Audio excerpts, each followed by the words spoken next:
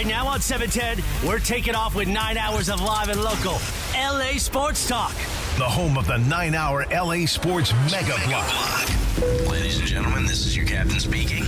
We call it the LAX, LA Sports Mega Block. Of course, powered every day by LAX, Los Angeles International Airport, where change arrives daily. Let's get to it. Time to get in the air. We're taking off, LA. We have clearance, Clarence. Roger. What's our vector, Victor? Travis and Sliwa has clearance right now. Yeah! Happy Friday to everybody out there. Getting a great way to get your weekend started. I got a lot of plans, which means I don't have any plans at all. How you feeling, Slee? You feeling any better? I'm feeling better. Yeah, we're getting there. It's kind of like it's a slow build here. Taking our time here.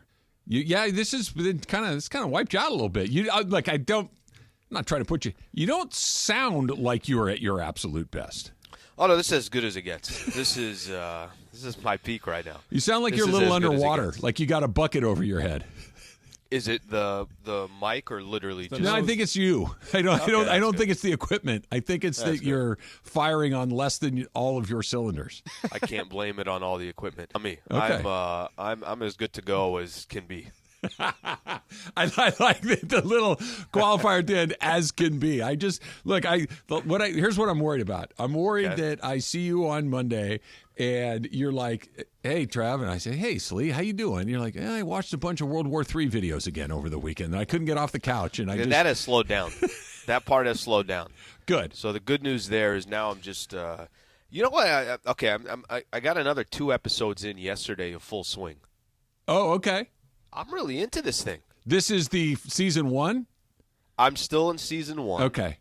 And I know I'm behind, and I know I could kind of just jump ahead, I don't want to. Yeah, no, I get that. I'm just trying to put myself back in where you kind of might be in the storyline arc of season 1. It's a good show.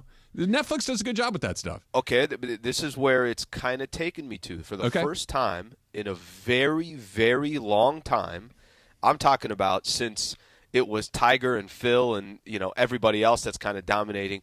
The first time I'm like, when's the next U.S. tournament? Open 2 weeks or 1 week. Okay, next weekend the is the U.S. tournament, Open. so I could just kind of follow along and see these dudes that I've been tracking because they basically do like 2 golfers an episode. Yeah. Right, so they're kind of giving you the storyline and the life of 2 of these golfers every time. Kind of interesting. Yeah, well, okay. Look, I'm glad you're interested in golf. That's good because you know how much I like golf. And the U.S. Open is next weekend, which is arguably the second biggest tournament of the year behind the Masters. Some people might even say it's the biggest tournament of the year. Where is it this year? It is in Pinehurst, North Carolina. Okay. So that's good. Here's the problem. These guys are all stiffs. That when you actually Netflix can take a year's worth of material and give you 20 minutes. Okay, when you watch the golf tournament and Scotty Scheffler does this for 3 hours. Well, Scheffler's not exactly. He's not the most exciting of the golfers that are out there. None of them are. They're great golfers. Yeah, they're super good at what they do, but they are. Okay, I'll give you an example, and it's not that I'm watching it because. And what's the show that you're watching right now that has all the Traders? Okay, Traders. Yes. Right? Yeah. Okay. It's not. I have walked in accepting the fact that it's not Traders. I have walked in understanding that we're not going to find people cheating on each other and other people and affairs and fights breaking out. I have found that what Matt Fitzpatrick. Okay, maybe not the most exciting guy in the world, but I learned a little bit something about Matt Fitzpatrick. Okay, I learned a little bit about Hideki Matsuyama. I'm getting to know some of these golfers.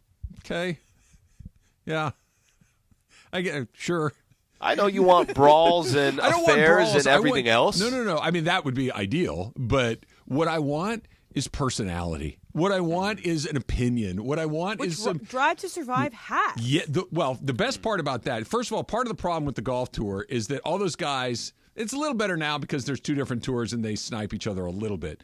The F1 drivers, even the guys that are teammates, they hate each other. They and openly hate one another. Yeah, Rory's hugging Matt Fitzpatrick after he won. They're all buddies, and then that does not lead to great drama. Em, I gotta pay you a compliment real quick. Okay. Roars to you first of all. When I saw you for the first time this morning, I don't know if you noticed or not, but I was like kind of checking out to see how you were feeling, how you were looking. You were particularly spry and apple-cheeked this morning. You seem very fresh. I thought that maybe after your birthday, you might be a little you went slow. hard to the hoop. Yeah. That was Wednesday. Okay. So yesterday, I was not feeling my best in the morning. And then I just needed some sleep. So I got, my friends and I got home probably 9:30. Plenty of that the last couple days, I'll tell you that right now. Last thing I need. I woke up before my alarm, but not in a bad way. I was just well rested. You were ready to go. I woke up at 5 a.m. I was let's go. Did you have a fairly tame evening? Yeah, I just had an evening of being around my friends. What time did you get back from TJ? For TJ. It was 28. It's not 25. And, I took a long walk for me. I know it's not a long walk for you. Did a 5-mile walk on the Strand. That's a long walk for anybody. And I listened to music that I really love and got me in a good space. And then I went with my friends, and I just really liked being in their company. Did you eat pizza again? I did eat pizza again. And we got Caesar salad, we got pizza, we got cheesy bread. It was really great. By the time that came around, after I burned off the however many calories, I'm like, okay, I'm ready for pizza round 2. But one of my friends was late, but he had a very good reason. He got stuck in an elevator for 2.5 hours at work. Oh, wow. And so he comes in. Okay. Is he in a high rise? No, he was in a 3-story building. Okay. So he was on the 3rd floor of this 3-story building. Still high enough. And so he texts us, and he's like, hey, guys, sorry, I'm going to be late. I'll explain when I get there. And so we're like, but then our friend, Montana, who's best friends with him, they are very close. Love Montana. Montana's the best. It's beautiful. Montana is like, hey, guys, he got stuck in an elevator. And so when he arrives, we Was he by himself? Yes. But we clap for him, and we were like, all right, buddy, let's hear this story. And he was just more mortified that everybody was clapping for him as he exited the elevator than he was at all to be stuck in the elevator. His phone died, and so he was just in there. He also called the 911 thing. Did he establish a pee corner? He didn't have to. And that was the first question that we asked him. We went to go. I think I'm going, just a heads up here, if we're establishing one, I think I'm walking in, not left corner, closest to the door. I'm going left, closest to the door. Yeah. Just shouts out to your pee corner. Yep, that would be my corner. So he called the button that says in case of emergency, do this. No one answered. Fireman hat one. Right. No one answered when he called. And he's like, well, okay. And so then eventually they had the elevator technician come, and the elevator technician was an hour away.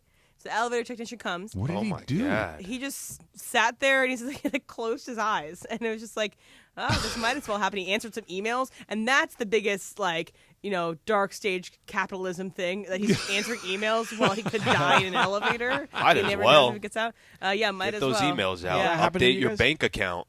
I've never been stuck in an elevator. It happened to me at an amusement park. And Was it full? It was just my family, luckily. It was just, 6 of us. It's a 6-story built parking structure, and we got stuck between floors 3 and 1, somewhere in between that. Okay. So we hit the fireman hat button, and then somebody's communicating with us, and then maybe half hour later, they bring us down. They tap on the door asking how many people are in there, if there's any kids in there. There was kids in there. Yeah. And then once they open the doors, it's firefighters, paramedics, staff from the amusement park, and then offering you anything that is going to make your day a lot better. Really? Yeah. Well, so here's the part that I'm not claustrophobic. I'm okay being You're by afraid of heights? I am afraid of heights, but in an enclosed elevator like that, I'm not really experienced. I can't see how high I am, so that would not bother me so much, but unless I really started to think about it. I wouldn't mind being alone. You know what I mean? Like a couple of hours by myself is not something that scares me. What would scare me is one of the things you said, which is push this button in case you need help, and you push the button and you're met with nothing. Mm-hmm. That would be the part wait a second, do they even know I'm here? They're on lunch break. They don't do 12:30 to 1:30. their office doesn't open up until after lunch. So here's what happened. So he got in the door. He got in the elevator. Doors open, close. He presses the button. Nothing happens. So he did not move floors. He's stuck on the floor that he entered on. The doors closed, but nothing happened. No buttons pushed. And so he texted his friend who worked for them. And it's like, hey, could you just like press the button in the elevator? Maybe it's just like something that's like maybe it'll open if you press the button to open the elevator. So people knew he was there at his workplace, but yes, the fire department did not know. Al, how long are you standing in that elevator before you realize I'm just going to sit down and maybe try to curl up and take a nap in the quick? Because you can't. I guess you can, but you stand for 2.5 hours in an elevator. That's a long time. High school, our basketball team, we got stuck in an elevator. There's about 7, 8 of us in the elevator, and it was on us because we did the whole thing where everybody jumps at the same time like complete dumbasses. We did that. It worked, and then the elevator just started. It stopped. And it just started swaying. Ooh. So for about 45 minutes we were in there. Half of us thought it was kind of funny. Another third of that group was like, okay, hey, this is kind of interesting. One dude lost it. One dude, our panic point attack? guard. Yeah, Antoine. I remember Antoine. Antoine lost. Antoine was like, he thought like, this is it. It's over. The elevator's going down. I can't believe we're stuck in it. I don't know what he was thinking in his head. By the way, he tripped everybody else out for a quick second, but when the dust settled, eventually... How long were you in there? About 45 minutes. Yeah, that's roughly how we were. About 45 minutes. That's just long enough to make you kind of get a little squirrely. Well, the best part was there were guys that were also making him feel even more uncomfortable. Of course, it's the basketball team. You're in 11th grade. Yep. That would be okay. Okay, and then I don't know if we're ever going to get out. Yeah, no, this is it. This is it, Antoine. And then they actually opened the doors. When they finally opened the doors, Did you feel that? Both of our funny you both of our coaches are outside the door when we come out, and then we had to explain to them what happened. We're like, well, here's what happened. You guys ever been in an elevator where you all jump at the same time? They're like, what the hell is wrong with our team? I think we got blown out that night by 30. Funny you say that. If you felt that, because when the technician gets there, they're doing anything they can to slowly bring it down, and that thing moves. Yeah. Like, you don't know if it's gonna catch. Oh, it's swaying. Yeah. Yeah. Well, okay, so here's one of the things that would make me feel okay. Like, I would. When's the last time you heard of an elevator plummeting? Never. Right? Like, the design is there that it may get Unless stuck. it's Guardians of the Galaxy or whatever. Right. Like, it may get stuck, and you may be in there a while, and you may be hungry or sleepy or claustrophobic, and I get all of that, but it's not just the cable isn't just going to break and you go dropping 30 floors. That never happens, I don't think. I'll Google it. Yeah, I'm sure it probably happens. I don't think, but yeah, no thank you. No thank you. I'm glad that he made it, Em. I'm glad you had a good birthday last night, and I'm glad that you're fresh-faced and ready to attack today. I had, I'm going to send you this picture of this beer. It's the, clearest, most golden beer I've ever looked at. And maybe I just, really wanted this beer, but it's perfectly golden and perfect. I will definitely want to see that picture. Buenos dias, Jorge. Buenos dias. Good to see you, too. All right, we got a lot to get to, including the news that Dan Hurley is in L.A. and is going to meet with the Lakers today. That's coming up next. It's Travis Slee, 710 ESPN.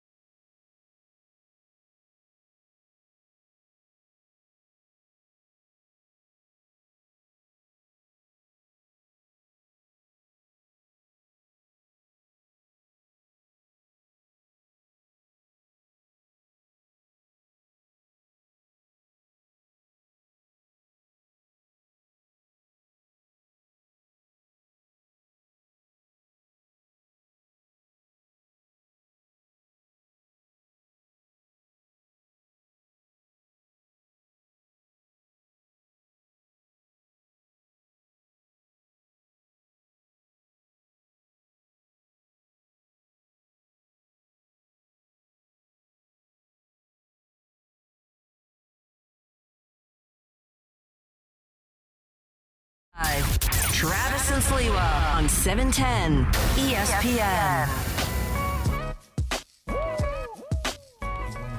Too many good things going on. See, I'm already trying to line up all of my weekend plans. I got one of the boys is one of my boys, I should say, wants to go play a little golf, which sounds wonderful. Like to go for my walk, which sounds wonderful. Didn't go yesterday. Got some, life intervenes occasionally. Lazy bum. And I'd like to go drink martinis with my wife. So I got a lot of positive options here, Slee. I don't know which way it's going to come. I can only do 2 of the 3. I got to figure out which one's going to get squeezed out. You can make it all happen. Not enough time. Believe in not yourself. enough time. No, it's not a belief. It's a time function, right? I'm not gonna have a 4-minute martini. I want to savor it. I want to sit down there and enjoy it. Catch up on the week. Have Take a good Monday day. off. Gotta linger. Yeah, you gotta linger a little bit along the way. By the way, I am going to go to a WNBA game this weekend. Oh, you are? I'm going to see the Sparks play the Aces, so I'm super excited about that. Aren't the Aces the defending champ? Aces are great, defending champs. They got Kate Martin. They got this year. They have Kelsey Plum on their team.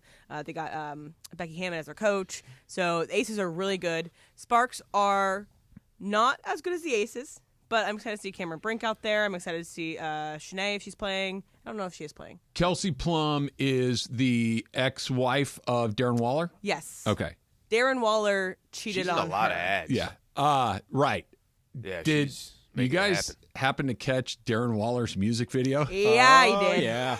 It's the definition of down bad. Yeah. That boy he fumbled so hard. Okay, sure. Yeah. Yes. Cosign. Dude, what are you doing? If you haven't seen the Darren Waller video, he is doing basically a bad rendition of like some sort of like Please take me back. Please take me back. And he has a Kelsey Plum lookalike play. It's Kelsey. Like, how do you walk back into the locker room after he's not. that? He's retiring. Well, we'll see about Supposedly. that. Well, yeah, we'll see about that. Al, this is the most. I don't know what the word emo. It's like, dude, just look. You messed up. You did something you shouldn't have done. Your relationship crashed and burned. I'm sorry, but you can't try to fix it with that. It was so jarring and soft and weak. It was just awful. Down bad. Yeah, it was. All right, we'll have to get that in the rotation. Take a listen to that. It is a bad deal. Dan Hurley is either on his way to L.A. or is here in L.A. He's expected to meet with the Lakers today. There are rumors out there already that UConn is in a full court press mode to find his replacement. Yep. So this feels like we are on the 1-yard line. As far as I can tell from people I've talked to and things that I've heard, that money seems to be the one thing that they haven't quite figured out. That culturally they seem like they're a good fit for one another. That obviously Dan Hurley has had NBA aspirations for a while. The Lakers, I think, have hit a home run in identifying him as potentially the next coach of this team. There's no possible way that this thing gets torpedoed because of money. That if the going rate, the going rate for an NBA head coach, a good NBA head coach right now is $12 million, then pay him the $12 million. Don't try to get cheap. Don't try to negotiate $1 million less here or $1 million less there. Pay the man what the going rate in the NBA is for a good coach. Let him get started. Let him do his thing. Do not let this thing get torpedoed because of cash. Well, that's not, everything you just said does actually not describe the Lakers with dealing with coaches. Right. So, And I think that's why you put the alert on even higher. It's like, listen, we've seen this before. We saw that you didn't want to give Ty Lue the years that he wanted, or you wanted to force who the assistant coaches were going to be.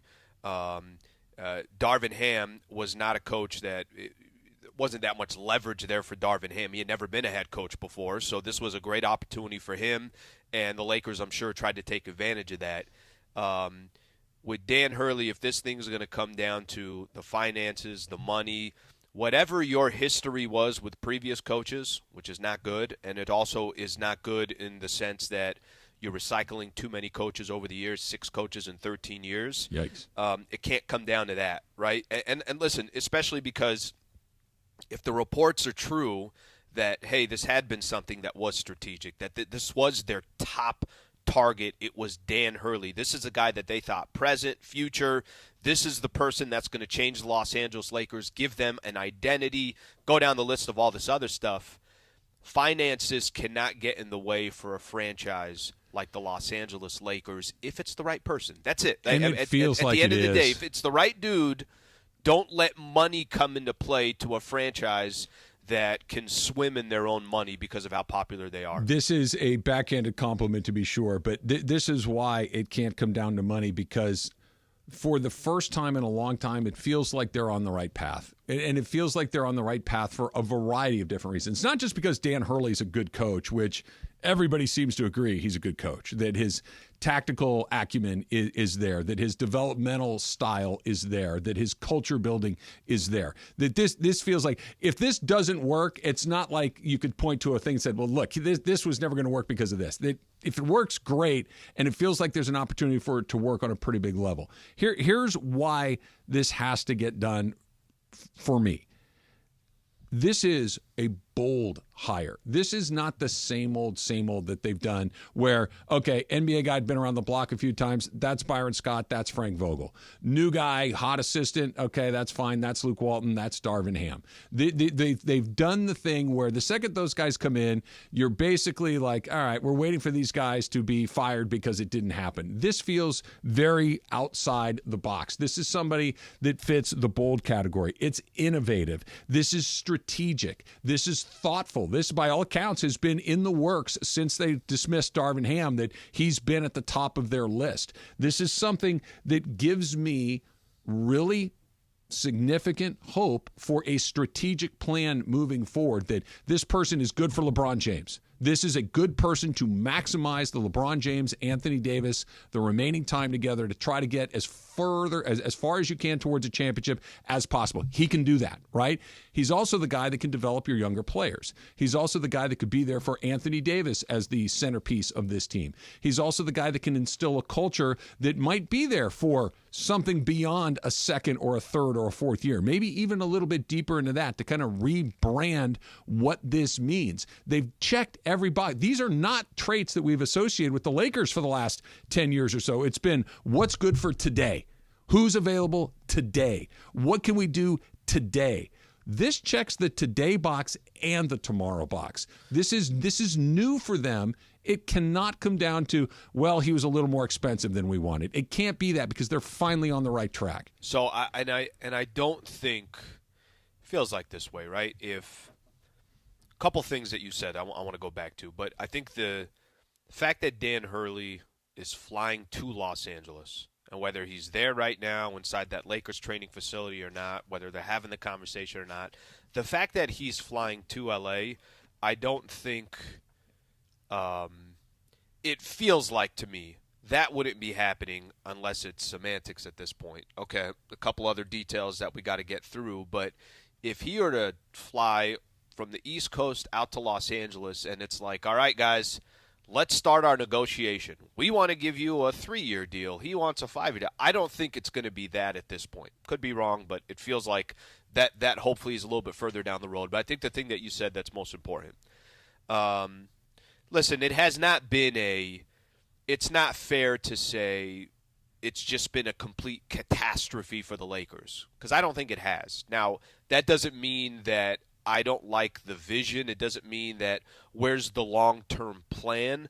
I think Dan Hurley is the first time that you feel like that dude ain't going anywhere for a while. And they would eventually build something around Dan Hurley, which is not something that I feel like those other head coaches was in play for the Lakers in the past. It feels like something that is tangible, that is something that sustainable. That's a better word. Sustainable. It's something that is allowing them to just kind of I keep hearing John in my head, like star-driven town, right? And yes, and they're always going to be that, but the landscape of the NBA has changed, that you're not looking at these super teams necessarily. They all have 2 really good players, but there's also culture. There's also some consistency in most of these teams that we're seeing. Good team. Good team, deep teams, developing their own younger players, acquiring players around the margins that just aren't superstars. And knowing that that's how this has to happen. And again, Dan Hurley, I think the identification of Dan Hurley, the pursuit of Dan Hurley, and hopefully, I wouldn't be surprised if by the time we're off the air today that this were done or very near done, that the hiring of Dan Hurley, I think indicates, I should say, something from inside the Laker organization, that they are aware of the shifting landscape, that we have to be a little more strategic long-term, more stable long-term, that this cannot just be a what are we doing today? It's what are we doing today and tomorrow? How do we build a roster? How do we develop our guys? This person, to me, indicates not only a good coach for today, but a shift in the culture of how they're going to operate moving forward. That's what makes it so exciting. I'm curious to get your thoughts on this, because I part of me the thought that, okay, he's flying out to L.A., and like I said, I think if you're flying out to L.A., then they're probably pretty damn business class economy. They're Southwest reverse seat. It's Spirit. Those are gone, I think, by the way. Spirit, but they paid that extra $12 to get like a little bit more space, a little bit more room there. Am I wrong? I think these Southwest backward-facing seats are officially gone. I think they're all. I've never seen them before, I've never seen that either. Yeah.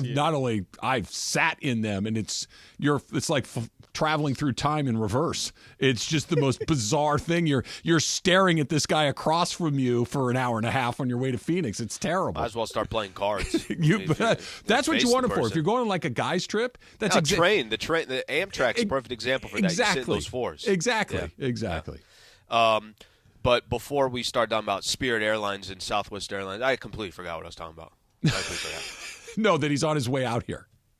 If he's coming out, if he's literally, and we feel like, okay, it's that far along the line that this is going to get done. The long-term piece of it, I think, is the only thing that I pay attention to here moving forward. I just want to see, can the Lakers, you feel like, whether you like their roster construction, whether you don't, whether you like their personnel or you don't, is a dude going to come in here that you feel like he doesn't have to be fighting for his job every single year, and that the franchise is invested enough in that individual that they almost have no choice either to make sure that this is a plan that's going to go well past 2 or 3 years? I think he's going to be fighting with somebody, and that's maybe what I want to talk about, is that I don't know if we as an LA people, and I'm going to count myself in this because I've lived here for 3 years at this point in time, I don't know if we're going to be prepared for the New Jersey energy that's going to be radiating off of Dan Hurley, because it's going to be something that we haven't really experienced before as an LA coach, at least in the past couple of years. We're going to do that next. It's Travis Slee, 710 ESPN. It's going to be hot, right? We've talked a lot about Next Gen and how they can get your air conditioning up and running and at its absolute best, and the thousands of 5-star reviews that they have online. That's all true. Next Gen also does plumbing. Next Gen is also going to hook you up with that weird drain that you have. Maybe it's in your bathroom. Maybe it's in the laundry room, wherever it might be. That one that just doesn't drain the way that it's supposed to drain. Right now, you can get an $88 drain cleaning. Yep, $88 drain cleaning. And they're going to add in a free plumbing camera inspection. So if that drain's been driving you crazy for a long time, that it won't drain the way that it's supposed to, call Next Gen, 833-3 Next Gen. That's 833-3NEXGEN, and say goodbye to all of your problems, your AC problems, your heating problems, and your plumbing problems. They are going to make you very, very happy. They're going to take care of all those problems, and like you've heard me say over and over again, it's about to start getting hot. So get that AC up and running at its best. 833-3 Next Gen.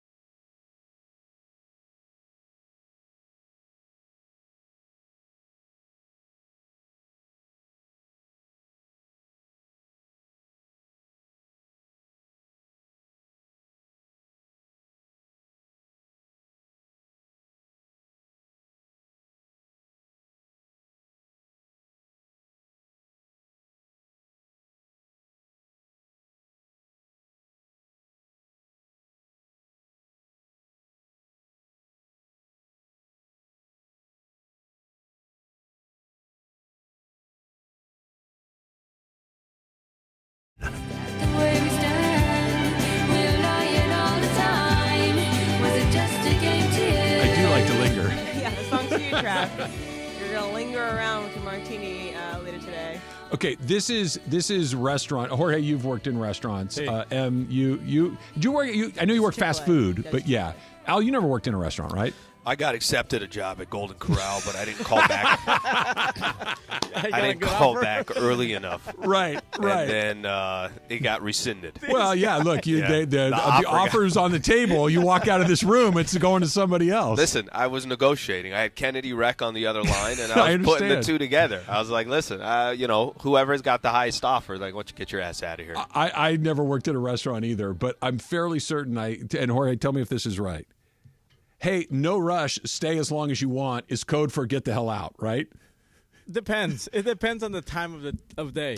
Yes. Yeah. It's 5 o'clock on a Friday. They want you out by 6:30. Let's turn and burn. Yeah. Well, so for instance, if I go to the spot that I like to go to on Friday nights and I have half a bottle of wine left with my lovely wife and we're sitting there and the restaurant's pretty full and there's people waiting to be seated and they come by and say, hey, enjoy that wine. Take as much time as you need. Stay here as long as you want. That means bottoms up and get the hell out. Yes? Code, big time code for hurry up They and give leave you the bill? is when they drop off the food, you're starting to eat, and then they come back. No rush, but here's the bill. Whenever you're ready. That's That's code. the That one? means That's get the one. out of here. Okay.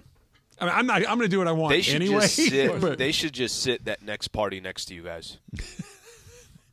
but we go in there a lot. We're pretty good customers. They'll leave you guys alone. But it's also every time it's like take as much time as you want. I'm always like, yeah, that means hurry up, right? Who cares? Speaking of who martinis, cares? remember the story I told you about this lady, Eleanor? I don't think she's with us anymore, but Eleanor, when I was working at the Sun's Room. Yep. Actually, I was a waiter there, so it was busy on Thursdays because it's steak and lobster night on Thursdays. It's still steak and lobster night on Thursdays. If you guys feel like going to Sun's Room on Hacienda Heights, just a plug there real quick. They call it steak and lobster night or just surf and turf night? No, it's steak and lobster on Thursdays. Okay. So I'm a young Jorge in there, and then she's like, "Come here, honey." So she calls me over. She takes me to the back room where the ice is. How old are you? Not old. Not enough to drink 21. yet. Yeah, exactly. So then she takes It's me to the 11. back, and she hands me. She's like, "Have you ever had a martini before?" And I was like, yikes. "Never." So I take a sip of it. Man. Like gasoline. At that time, it was gasoline straight up. But because of Eleanor, I tried my first martini. And Yeah, I bet you. And I've had them ever since. Yeah, it'll do that for sure. Explain to me what you mean by Dan Hurley's energy, by his Northeast energy. Right, exactly. So yeah, big Northeast energy. It's funny is like maybe I don't know if I mentioned this on air, but I mentioned this in person yesterday. But the guy in front of me at the bagel shop had a the state of New Jersey tattooed on his neck. Okay. In front of me at the bagel shop. The scooped bagel? Yeah, the scooped bagel place. Yep. That's the energy New Jersey brings. But let me explain this a little bit. So, if you have never lived in New Jersey, New York, the Northeast / Philly. Mid-Atlantic, like Walk in here. anything from like Virginia up, like Maryland up, I would count as this same thing. So, over there, it's a lot of currency is in how angry something makes you, how excited something can make you, Okay. and that's why if you ever like tune on New York talk radio, it's a lot of how could they do this? Like it's if it was like me and Clinton having a conversation at the top of our lungs, that's basically this. That's a same chat. energy, and that is a very, very different energy than what LA has come accustomed to with their head coaches. So they have Sean McVay, who is intense, but he is cool, Yes. collected, very calm under pressure, very telegenic. He's a certain kind of guy. There's And he's Dave- got a very specific charisma to him. Right. There's Dave Dave Roberts, Roberts. who is very much Yep. like he's good looking. He is calm. He knows how to answer and talk to the media. You'll never see him barking at somebody unless something truly terrible happens. Which No control in the postseason. Yeah, Yep. exactly. But he's not going to go and like storm off and bust a mic. He's not going to pick fights either. Right. Jim Harbaugh is a different type of crazy, but he's Midwestern. He has passion, but the passion is a little bit all shucksy, but he knows what he's doing. And I think that Dan Hurley is going to be a very different energy. He's going Ty to Lue is calm too. Yeah.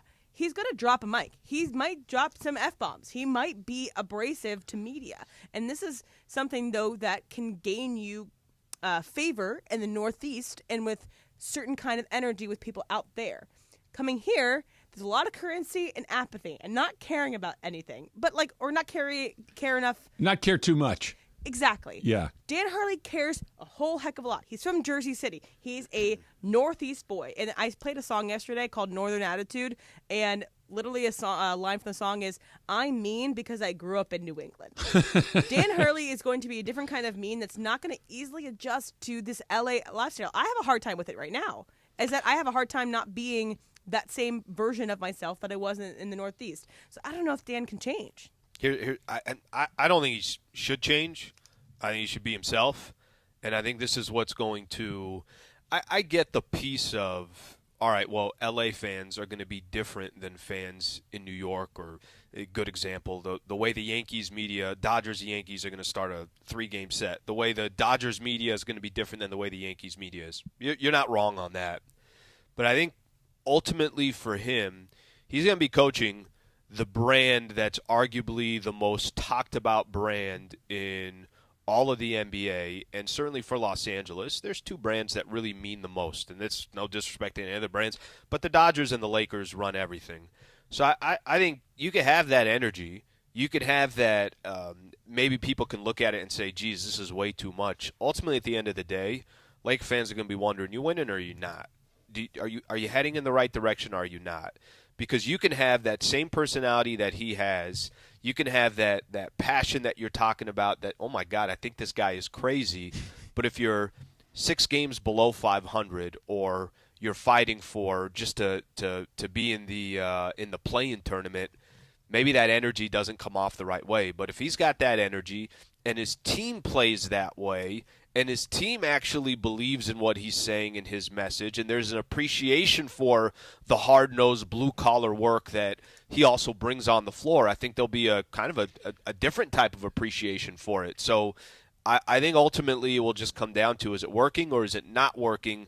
And that flavor of ice cream will be fine either way, but it's got to be working. I want to go down a list, and I'm literally, as Al, you were kind of going through that, I just kind of back of the envelope made a quick little list here of all the people in my life, and I'm sure I forgot 1 or 2 others that should be on here that I just can't think of at the moment. Pete Carroll, Dave Roberts, Tommy Lasorda, Phil Jackson, Sean McVay, John Robinson, Mike Scioscia, Walter Alston, Pat Riley, right? Not all these guys were Southern Californians. Very few of them, in fact, were Southern Californians. They all came from other places and had a great deal of success here. You know what they all have in common? Like Dave Roberts and Tommy Lasorda couldn't be any more different, personality-wise. Right, Tommy Lasorda was wildly colorful and profane, and just wore his emotions on his sleeve. And Dave is not. Dave is bright, but he's got his foot on the brake a lot of the times, and he's very complimentary of his players. He never, he's not bombastic. He's not that. He's none of those things. What all of these guys have, they're all highly competent. Mm-hmm. Every last one of them. Harbaugh, Carroll, Roberts, Lasorda, Jackson, McVay, Robinson, Scioscia, Alston, Wright. They all won. To maybe varying degrees, but you never once looked at these guys and said, does that guy have any idea what he's doing? Whether you have the right swag, the right riz, whatever it may be, right? Like Walter Alston, Tommy Lasorda, wildly different. Pat Riley and Phil Jackson, wildly different personalities. They're all LA legends because they were good at it. So he could come in here and being a fire-breathing Northeastern, I'm going to tell you, ass, just nails on a chalkboard personality. Yep, they're winning. That's my guy. Mm-hmm. Let's go. So now the beginning may be a little bumpy along the way, like the re-entry into LA society may be a little like, dude, what the hell is that guy so pissed off about? Yeah. That may be a conversation at the beginning. But if all of a sudden the Lakers are 3rd in the Western Conference after spending the last 6 years knocking around 8, 9, 10, and they look like, hey, you know what? Max Christie looks like he looks really good. Like this is really starting to, we might have had some here. Hey, Rui, man, he hadn't had a bad game in a month. This is, wow.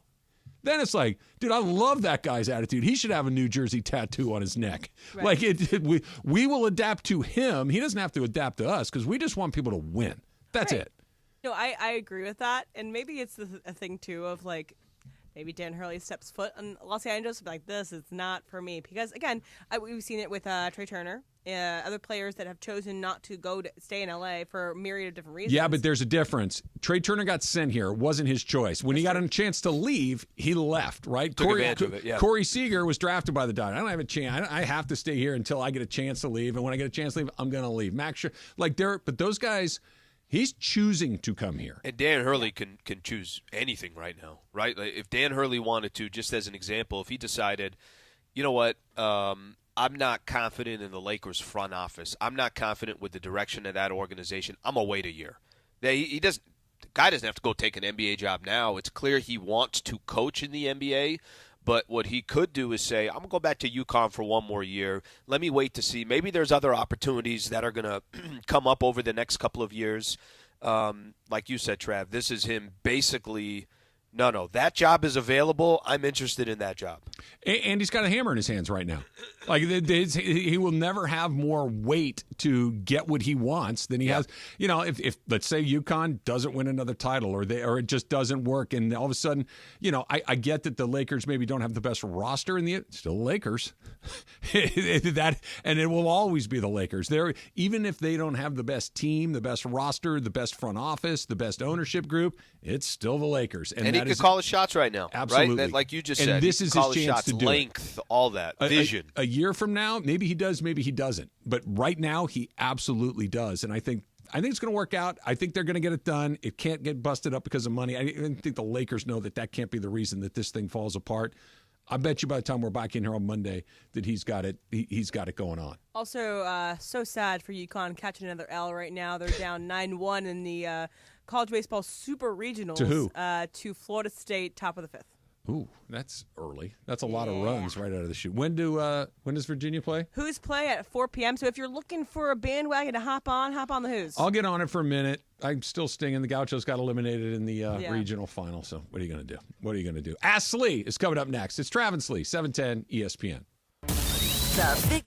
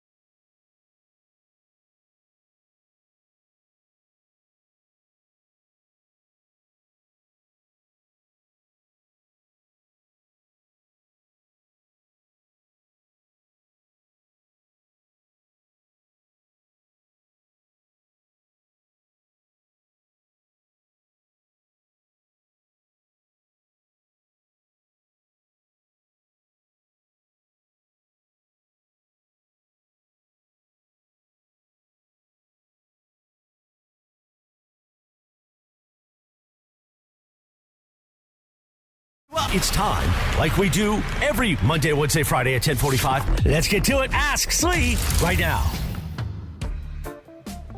All right, 877-710-ESPN. If you would like to have an Ask Slee on the phone, that is a great way to do it. Slee, we're going to start with Jacob in the Trav and Slee community, the All-Stars. By the way, Trav and Slee All-Stars, get yourself out to the Manny's. Let's have a great night. Let's make sure that everybody comes out and celebrates. Buy a table or two. Yeah, buy a couple. Why not? There's an open flame. There is an open flame. Live music. We don't hate you. We don't Live hate music. you. Yeah. There's a lot of things going on right there. All right, Slee, here we go. You're at a store and you find a shirt you really dig, but the large is a little too tight and the XL is a little too loose. Do you buy the L thinking I plan to lose a few pounds, or do you accept fate and buy the XL? All right, this happens all the time, but mine would be medium and large would be the two. Okay. So large is going to be a little bit too big, medium's a little bit too small. I got some mediums sitting in my closet. I haven't really worn them in a while. And I don't know why I do this. I think we all do this. And I think it's all like, no, this is the motivator. It's the aspirational shirt. Okay, there's a perfect example. I was in Vancouver a year ago. I'm in Vancouver and had a great time out there. I'm like, man, this what a great I'd never been there before, so I was really enjoying my time there. I want to get something that kind of indicates that I was here, whatever. Sure. So I bought a shirt, and I'm looking at two shirts. There's a medium and there's a large. I'm like, Al, you're gonna end up with that medium. You're gonna end up with that medium. You want to know why? Because you're gonna drop a couple lbs, and we're gonna be good to go. Michelle wears the medium. I have not worn it. She'll wear it just like walking around the house, and I can't fit in it. So to answer the question, I usually go medium, and then I usually don't wear it, and I end up giving it to somebody else. I always go bigger because I know I'm going to get bigger, and on the occasions where I am in a good groove, like I happen to be at the moment, I will buy things that fit better now, and then once I go back to my normal self and they don't fit anymore, I always have the bigger stuff on hand. The small stuff, whoop, out the window. My undershirt right now. Okay, money bags. My undershirt now. I remember this was a while back. Michelle had got it, and it was a large, and I'm like, I don't wear larges. I'm like, I'm a medium. And then it just kind of sat there, and now I wear it all the time. And what do you got? All right, I got one from Jason Torres, and he says, when booking a flight, and I also like this question because I think it tells a lot about somebody. So when booking a flight home from a trip, do you, A, book the earliest flight to get home sooner? Yeah. B, mid-morning, afternoon, so you can wake up comfortably? C, or do you book a late flight so you can enjoy the last day of your trip despite getting home super late? All right, you guys, I got a trip coming up here. So, Trav, I think you were gone, so I was talking about how I'm going to go visit a buddy of mine. By the way, I just gave away all my not giving any information about where I go. Going to visit a buddy of mine in Puerto Rico. Okay? Oh, okay. And then from Puerto Rico, I'm going to fly to Baltimore. This is on my way back because my buddy. Wrong direction. Because my buddy lives in Annapolis, and we're going to go eventually spend a night up in Philly to go see the Padres and the Phillies, blah, blah, blah. Long story short, when I'm coming back, I reached out to him. I'm like, listen, I have two options on my flight back. I can either take a super early flight. It's like 6 a.m. in the morning. Maybe it was 8 a.m., something like that in the morning. I'm going to get back to LAX by the time difference, I think it was like noon or something like that. Right. I said, or I take a later flight, 5:30 p.m., and I'm going to get back to LAX, going to be 8, whatever. What's your schedule? What do you want to do? And he said, no, you're good. Take the later one. I may take the later one kind of guy to begin with, but I would have left early if he asked me to. I try to take complete advantage of my trip and then get to LAX at the worst time and then be absolutely miserable moving forward. That's what I usually do with my planning vacations. Emily, you said that this decision tells a lot about a person. What does that decision tell you about Slee?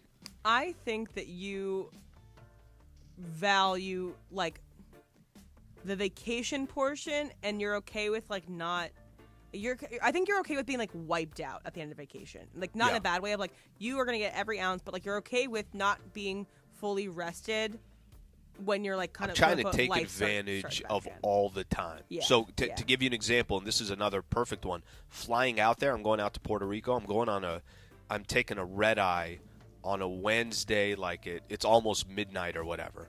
So I'm going to arrive there Thursday at let's say 6 a.m. or whatever time that it is, I'm going to be miserable, but it's worth it because then I get the full Thursday. And if you had to take a guess at which flight I would be on, which one would you guess? Early. And then ask me as well. So, by the way, you're wrong already. He's not going anywhere. Well, that's probably true. However, on the rare occasions where I do go somewhere, always early. Because here's what happens. And this is why the last one is never an option for me. Okay. I don't want to miss work. If the last flight of the day doesn't go through, you're stuck. That's it. You can't get out till the next day. You're missing work the next day.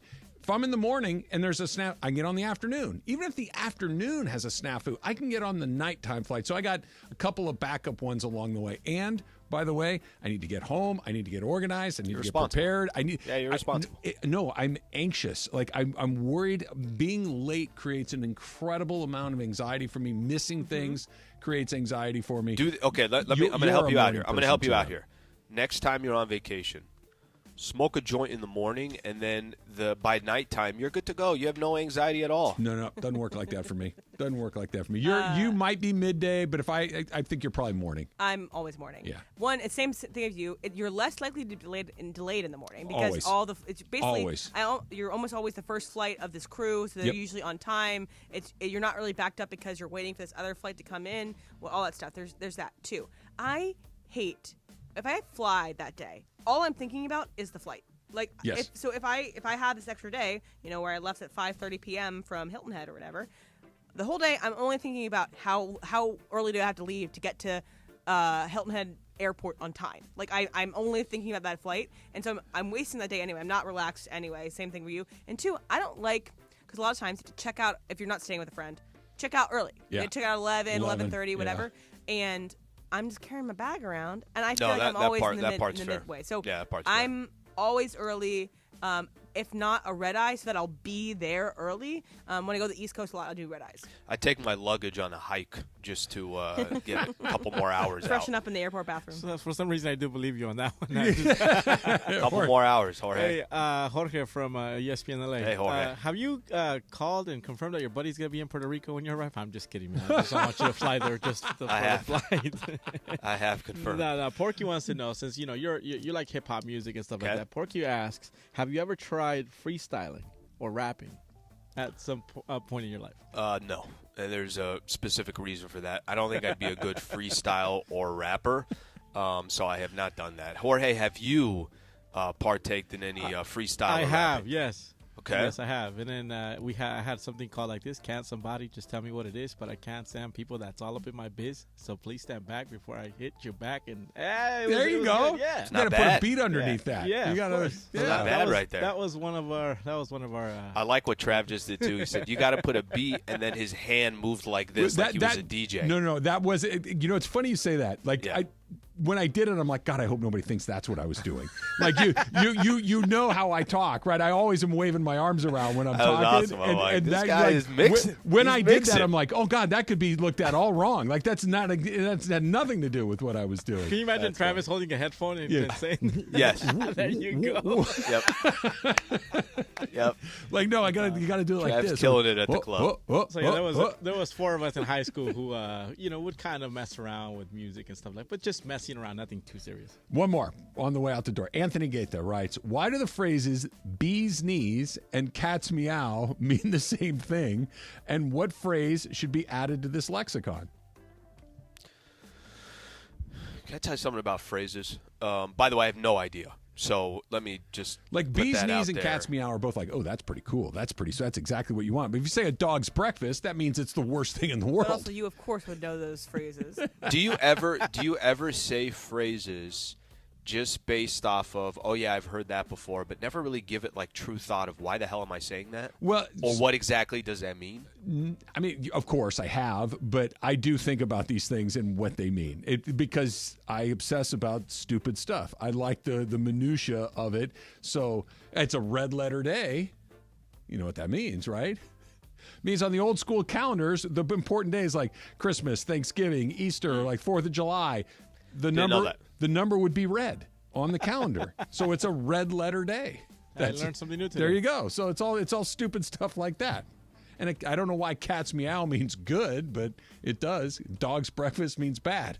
When a cat's meow, I think it's like that they're pleased with something. Or she's the cat's meow means she's beautiful, right? Or she's the one that everybody is pursuing. It could mean whatever you want it to mean. And, it's the bee's knees, which means really good. Or bring me that gin and lemonade and honey thing, because that's good too. That's a pretty good drink. Coach K was involved in this. And by the way, I think it worked out exactly the way it's supposed to. It's coming up next. It's Travis Slee, 710 ESPN. Let's talk a little bit about Valvoline, right? It's the summer. Going on a trip?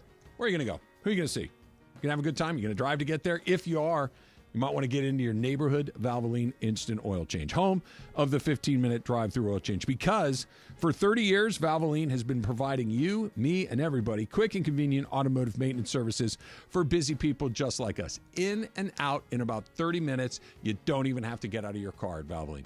You can chill. You can just sit there. You can relax. Stare at your phone. Close your eyes. Have a moment to yourself while the expert technicians at Valvoline make sure that your car is at its absolute best. They got you covered on oil changes, tire rotations, transmission care, and a whole heck of a lot more. All you have to do is pull up, drive in, and drive out in about 15 minutes. Over 80 locations ready to help you get your ride ready for the road in no time at all. So go to SoCalOilChange.com, find a location near you, download some game-winning coupons for your next Valvoline Instant Oil Change.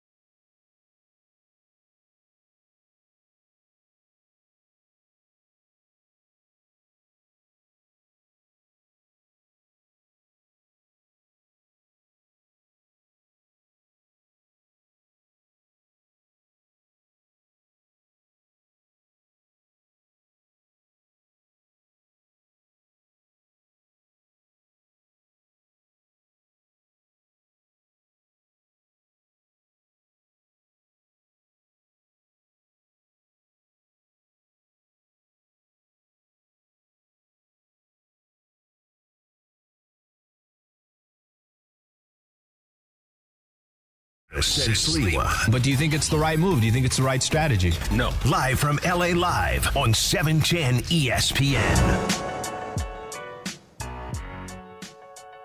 I finally did it, Al. What'd you do? I went and got the pedicure yesterday. Oh, that's right. What? Yeah. What the hell happened? I'm not sure. I thought Jorge already gave you what you're supposed to do. You get a couple bananas, mash them up, I didn't get your feet into a Ziploc bag, have it in there for 30 to 60 minutes, and you're on your way. They kind of do that at the salon. So here, I first of all, Jorge's remedy is 50 cents. This was not 50 cents.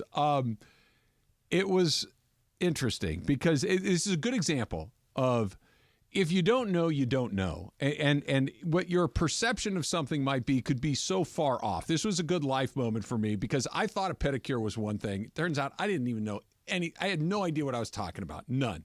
And probably not a surprise. I thought a pedicure took 5 minutes. I had no idea. I thought 5 minutes. They rub your feet, they cut the nails, they get rid of the calluses and all that, and okay, see you later. I thought but you're in that chair for an extended period of time. This was at least 40 minutes, probably maybe 45 or 50. It was a long time. Was not prepared for that. I think most are probably like 15 minutes, but this brought out like the 3-4 other people from the back. They're like, we got a lot to work with here. So I sit down. I don't know if I've ever been more uncomfortable in my entire life, both emotionally and physically. They put you in one of these massage chairs that, as it turns out, mine was broken, like literally. Oof. I didn't know it because I'd never done this before. I didn't know how this thing's supposed to feel. The thing that runs up and down your back, right, that's supposed to be this soothing, massaging effect and all these things. It felt like I was getting kicked by a horse in my back. Horse? It was, and it stayed right in the middle of my back. So I was in this stress position like I was being interrogated by the CIA. It was awful.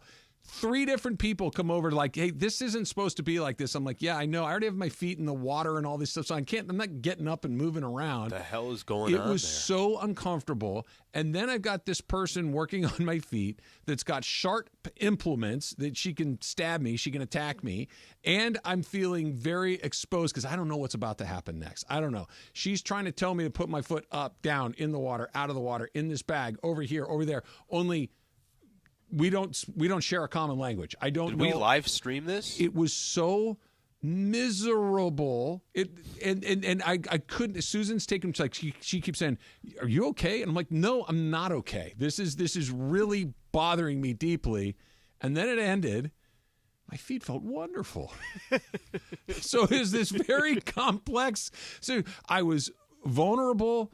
I was uncomfortable, embarrassed, unsure of what was happening next. All of these things. Then it was over. I'm like, yeah, that felt. My feet feel great. You're not built for this self-care life. I don't think so. Is that what it is? Like I don't think I do well. I've never got. You don't relax the same way that you need to for self-care. Yeah. I almost said something that would have got me fired. Remind me to tell you what. Okay. That would. I need this to do this like. There needs to be a transaction where we don't see each other, right? Where I just like, this is just do this thing. Like I put a bag over my head or something. It was terrible. I hated everything about it except for the actual, my feet feel great. Basically, you need to be unconscious in order to relax. No, put a blindfold on or something. Susan keeps going, just put in your ear pods and listen to the Dodger game. I'm like, I can't. I got to keep my eye on this lady. I'm barefoot. I'm in a strange environment. Do anything to you don't know that. I do know that. No one's going to take you, and no one's going to do anything to you. They could have. You can't trust these. I'm with you. It was a whole underground market. So stressful. So they cut your nails. Yes. They wash your feet. Yes. They scrubbed your feet. Yes. They massaged your feet. Yes. They wrapped your feet in this Stop plastic saying cream. feet. Yeah. I mean, that's what they worked on. They weren't working on my elbows. Listen to yesterday's podcast where I talked about I don't like feet. Stop saying feet. Were you listening to Pandora and watching Grayson Allen highlights while you were getting your feet I was trying to send texts to my friends and stuff, and I couldn't do it because I couldn't do it. Would you go back? 100%. Okay. Now I would go to a different because that chair was a torture device. I need to go to a new place.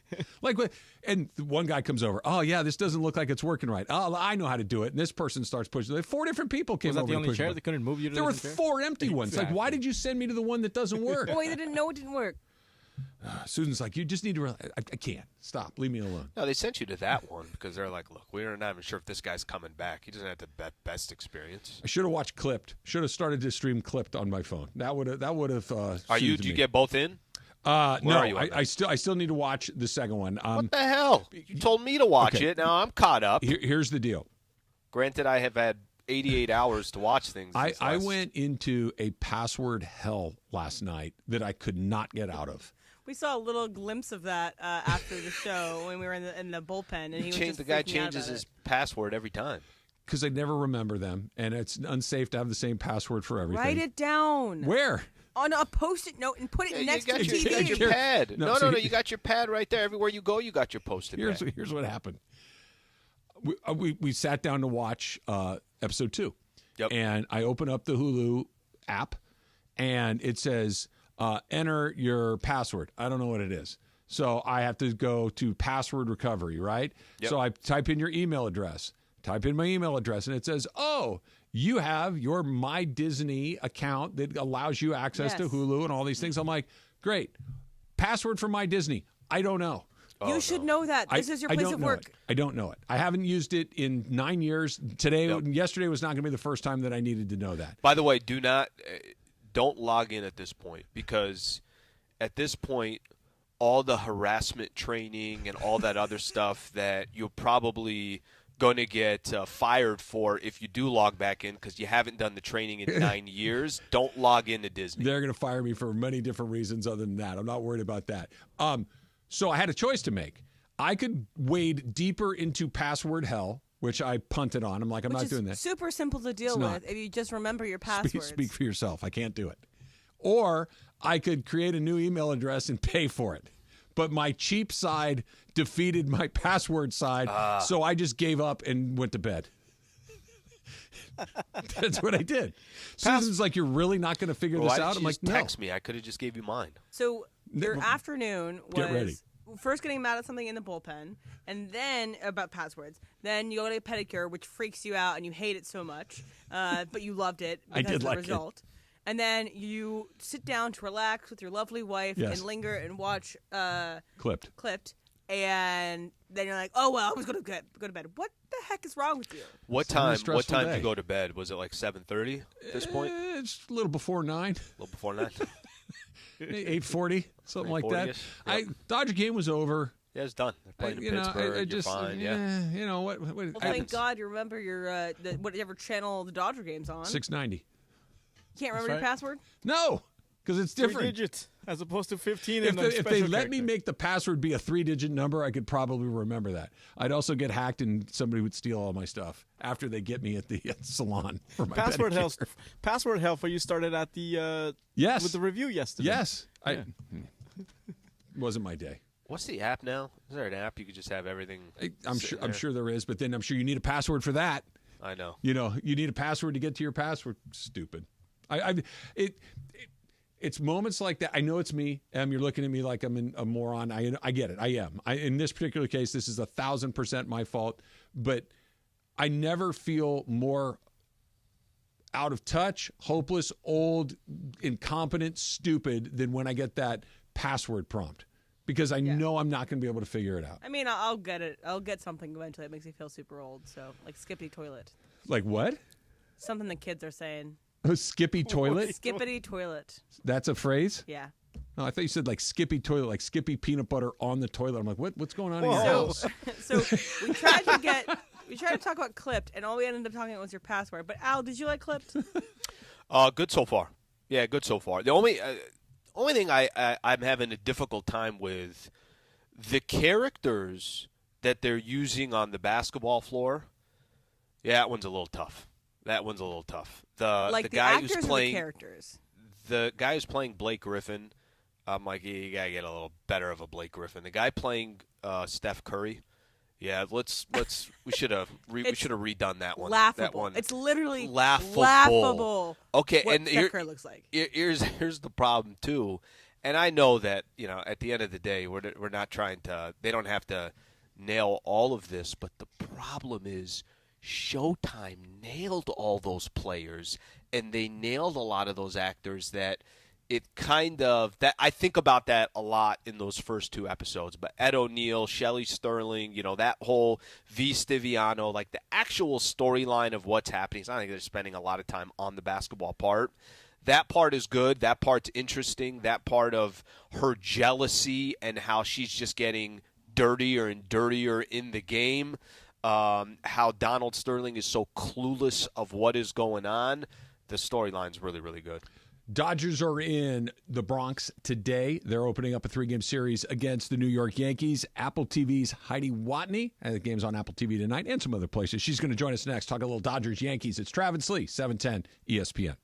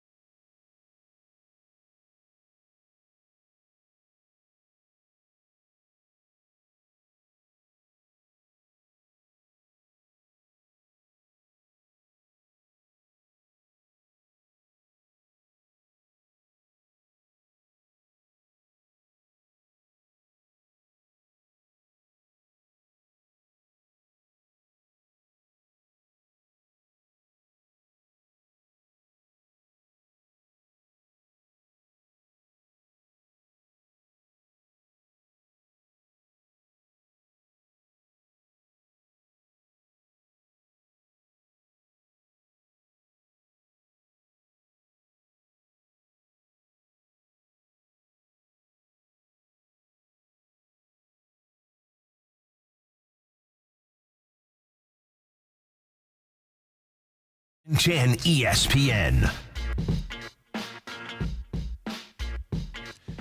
All right, so the Dodgers lost 2 of 3 in Pittsburgh. They are in New York. They're opening up a 3-game series against the New York Yankees. A lot of people obviously hoping that this could be a potential World Series preview. The game tonight on Apple TV. Joining us right now is reporter Heidi Watney. She'll be covering the game tonight as well. Heidi, thanks for coming on the show. Appreciate you. Hey, my pleasure. So let's start here. Is this the Rob Manfred's fever dream to get the Dodgers and the Yankees in the World Series at the same time? Rob Manfred, Fox executives, all MLB executives. Yeah, I think they're billing this game as a potential World Series preview. There's so much hype here in New York, really all week long. I mean, they were playing the Twins, and obviously the Yankees played the Twins very well all year. But and actually for the last, 2 decades. But right. They've been talking about this weekend series at least all week. For Dodger fans here in Los Angeles who haven't got a chance to watch the Yankees, obviously New York playing some great baseball. They're 45-19 on the season. Can you give us what's made New York so special so far this year? How have the Yankees jumped out even without Garrett Cole and had so much success? What has made New York special this year? 2 words: Juan Soto. He has made such a huge difference in this lineup. He's brought a new energy to the Bronx. And it's interesting. And Alex Verdugo and Marcus Stroman, by all accounts, those have been great additions to the clubhouse as well. You hear Aaron Judge, you hear Aaron Boone talking about how this team plays for each other, that they love each other, that this is a group really fighting for each other. That's something that I think the Yankees teams the last few years have been lacking, is that camaraderie and that brothership, and they really have it. And for whatever reason, I mean, we know Juan Soto is an all-world player. He's a future Hall of Famer type player, MVP caliber type player. They're hopeful that the MRI he's getting this morning on his forearm is okay. But, he's made such a difference to this lineup and brought an energy to New York. And winning will bring that energy as well. But their starting pitching also has been lights out even without Garrett Cole. It's pretty amazing what Luis Field's doing. Heidi Watney from Apple TV joining us here on the Trav and Slee Show. So you're the field reporter for the game tonight, and Yankee fans are a very specific flavor of ice cream. Heidi, you're near the fans. You're I'm sure you're hearing from them. You have any favorite Yankee fan tales? Do they come at you? Are they saying crazy things to everybody, or is it what's it like covering a Yankee game relative to all the other teams in baseball? Well, just for some background, I was the Boston Red Sox reporter for 4 years, many moons ago, so I experienced the rivalry from that perspective. Do they still hold that against you? Sometimes. I think the Yankees PR staff held it against me for at least a decade. And then I was at MLB Network covering baseball from a national perspective, and still they would hold it against me as that I work. It's funny. People think I was just born in Boston, that I just appeared at 25 years old as the Red Sox sideline reporter. I was actually born and raised in California, so whatever. But no, so I've experienced from the opposite side what it's like. But I will say, having lived in the New York area for a decade, these fans are just passionate, but their passion definitely skews towards the glasses half empty. Ooh, Juan Soto I'd fit right in. Come out following right. Juan Soto doesn't come out following the rain delay, and it's like, oh my gosh, Soto's lost the season, Soto's hurt, our season's going in the toilet. Not necessarily. Apparently, it's been something he's been dealing with for 10 days to 2 weeks. He said it doesn't even hurt him when he hits or throws. It's just something that's been tight, and they decided to get an MRI. Now, judging by all the quotes I saw and read and people I've talked to, it seems like it's not a big deal. This is precautionary, but to Yankees fans, the sky is falling, and that's just kind of how they seem to react to things. But they're certainly riding this wave that the Yankees have brought in with the best record in baseball, one of the top offenses in baseball, and one of the best pitching staffs in baseball this season. Heidi Watney, who is covering the game tonight on Apple TV, field reporter. Yankees obviously taking on the Dodgers. Heidi, I'm curious to get your thoughts on this. And we've got a chance, just being out here in Southern California, had the opportunity to watch Shohei now for a number of years. But Otani is part of the Dodgers now, and I'm curious to get what kind of vibe do you think it will be tonight in New York, a chance to see Shohei Otani representing the Los Angeles Dodgers in New York City at Yankee Stadium. Just your thoughts on the vibe. Well, it was interesting when Shohei Otani came here last year with the Angels. He took batting practice on the field, which is something that Shohei Otani does not do very often. And when asked about it after the game, he said, I just wanted to see how the ball flew here in the park. Uh-huh. And, it's notable that he got out there and was just hitting tanks into the stands. He doesn't have great numbers here at Yankee Stadium, though, interestingly. But just overall, but people are so excited to see him. They obviously wanted to get him in New York. They also wanted Yamamoto here in New York. So the Dodgers got both of those players, and the Dodgers certainly won the offseason. They've been going through a little, for the Dodgers, I would say it's a slump. They're playing 500 baseball. So for, I don't know, every team in the NL except the 4 teams over 500, they would take that. But, it's just one of those parts of the season that you go a little slow and you maybe lose a little focus. I think the Dodgers are going to be just fine. But the vibes are high here in New York. I mean, from the moment I landed, that's all anyone's talking about. The traffic around the ballpark at 2 p.m. is insane. This is a big series this weekend. Is there just a quick follow-up there, Heidi? Is there a little bit of, like you mentioned, they were – whether Otani was going to be realistic or not, or Yamamoto certainly was at least taking meetings with a number of different teams. Is there a little bit of the chip on the shoulder is not the right way of putting it, but are Yankee fans, is there a little bit of, hey, those were we thought we were going to get one of those 2 guys, and we can get in. Both of them ended up in L.A. Have you felt that at all, that disappointment, maybe that's the best way to put it, in the offseason based off of not getting one of those 2 players? I think disappointment in the offseason for sure, but the Yankees having the best record in baseball right now and riding such a high, I don't think that's going to be an issue here at the game this weekend. And maybe, Yankees fans can't hold a grudge, so maybe with Yamamoto opening this series against them, they might harbor a little bit of ill will there. But had the Yankees not had such a great first 2 months of the season, and especially their May was just lights out, then I think fans would be a little bit different, a little more let's say, upset that they didn't get Shohei or Yoshinobu Yamamoto. But because the team is doing so well, I don't think it's going to be as big of an issue. Apple TV's Heidi Watney joining us here on Trav and Slee. So you said it a second ago, Heidi, that the Dodgers won the offseason, and obviously with what they did with the 2 players you mentioned, Tyler Glasnow as well, Teoscar Hernandez, they just – here in L.A., we live and breathe with every result, every game, and what's happening here, and is Mookie going to survive at shortstop? And you're kind of so deep into the weeds that it's hard to kind of pull back. From a national perspective, what the Dodgers have done through the first 2 months of the season, about what you expected, because up close here day to day, it's been good, but at least for me, it feels like maybe it should be a little bit better than it has been. Well, I honestly think that the way the Dodgers have gone is probably good for the Dodgers, because the bottom of the order being such a kind of black hole at this point in the season is making Dodgers executives pay attention as we head towards the trade deadline and possibly think about making an upgrade, either middle infield and moving Mookie back over to second and trying to pick up a shortstop. I mean, Bo Bichette might be available. You hear rumblings about, or getting a corner outfielder, trying to bolster that bottom third of the order. They have the top of the order is just best in base, one of the best in baseball. I'd say Dodgers and Yankees. You're going to see, it's a point in viewing this game tonight, and especially when you get to the top of the order for each of these 2 teams. But the Dodgers playing the way they've played, which is under expectations that everybody had heaped on them this offseason. That's not to say they're not playing well, and it's, Dodgers and Phillies, the top 2 teams in the National League right now, but their goal is to win the World Series. Their goal is not to win the NL West.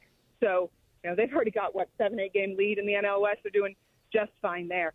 But they want to make sure they have a lineup that doesn't have holes in it come October, because if you have Freddie Freeman or Mookie Betts that just goes cold in October, you'll be out of the postseason real quick, as they saw last year. So and they the need a little before. bit more depth. Yeah. Heidi, final one for me, and it's June, so it's difficult to take too much from a series in June, but these are the 2 teams, we talked about it, well, unbelievable it would be if it's Yankees and the Dodgers in the World Series. How much can you take out of a 3-game set at this early in the season, and whether it was the Dodgers taking 3 or winning the series or flip it the other way? How just your thoughts on either way, whatever happens, how big of a deal it could be?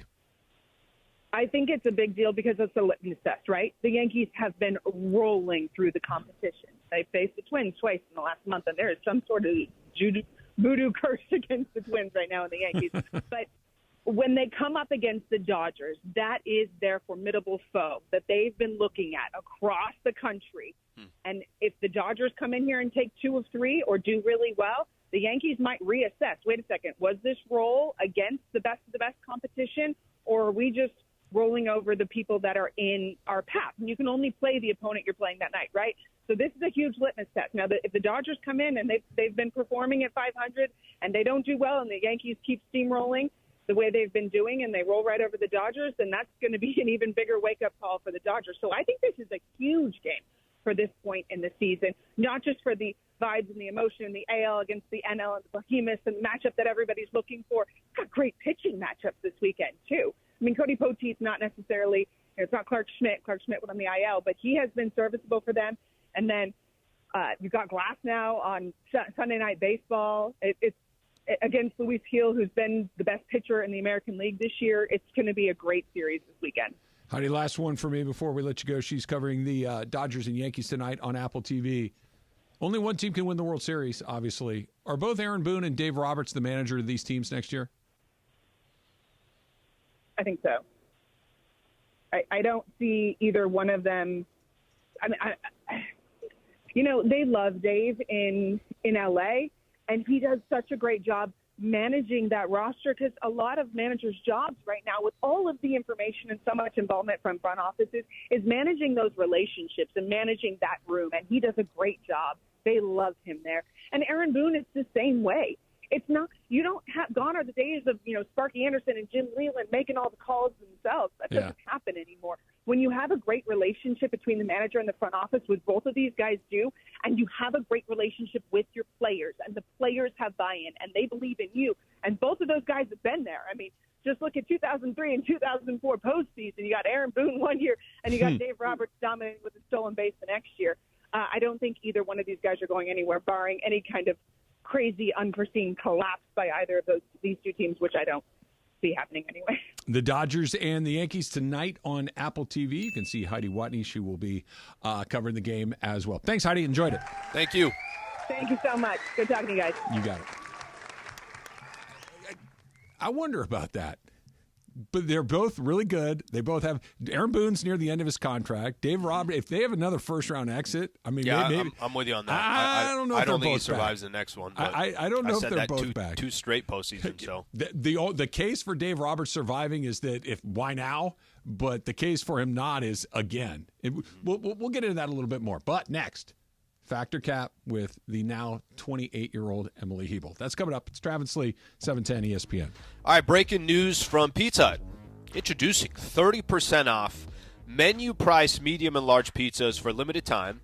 All your favorite Pizza Hut faves are just 30% off. All of them are 30% off. Just find the deals page on the Pizza Hut app or at pizzahut.com and order now. Just a reminder, Pizza Hut right now is introducing 30% off menu price medium and large pizzas, not valid on limited time pizza offers or with any other discounts.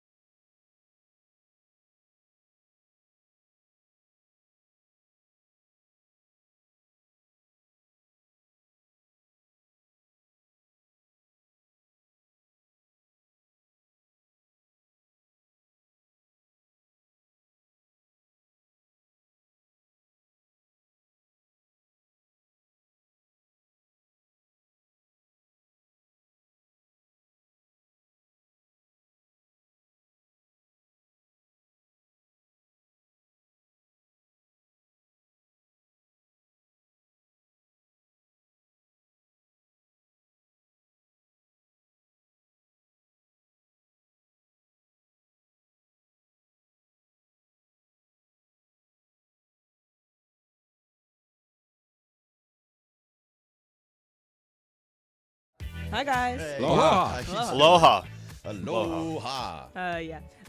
So I'm going to start off with this. So Mike McDaniel, who is the head coach of the Miami Dolphins, a report came out yesterday, and I don't know. I don't know the specifics of the report, whether he said it in a press conference or it was said by someone else. It just got out that it's been 24 years since Miami Dolphins franchise has won a playoff game, and so That's crazy. It is kind of crazy. So head coach Mike McDaniel has been scheduling every offseason meeting to start at the 24th minute of the hour to remind his team of that very stat. So again, this got out some way. Someone reported on it. Mike McDaniel is messing with the media. Travis Fetricap. I think football coaches are crazy people, right? They are as detail oriented. It's all about motivation. It's all about trying to light a fire. It's all about the constant reminder of what you're trying to accomplish.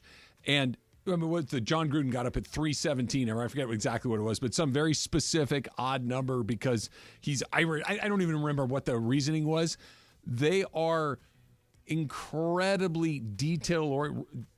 Nick Saban ordered the same lunch for 20 years because he didn't want to take the 8 seconds to look at a menu and decide what he wanted. He had a button installed on his desk to close the door because he didn't want to take the 5 seconds to get up and go close it. These guys are crazy people. They're why they get to where they get to. So I think he thinks, hey, if we do everything at 7:24, 8:24, 9:24, they're going to know we haven't been there.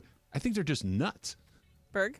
So it's cap, and those are really good reasons, Travis. You're probably right on all of those things. However, Mike McDaniel is a crazy person just in general. Like, he's a nutcase. And it's not in that type of nutcase. Like, he was smoking out of a vape on the sideline. That's right. Baller. It's not a nutcase thing to do. Get a little vaping. He just had to do it. He does really weird, strange things, and he does them all the time. This is right on par with Mike McDaniel and the type of person that Mike McDaniel is. So... Mm-hmm.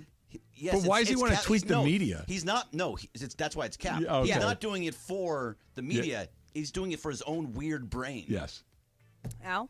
I got to agree with the guys here. I go cap on this as well. I think there is, yes, he's going to remind his players. I'm sure there's maybe some type of superstitious thing in there as well that, all right, let me figure out if I can find something to play to my advantage.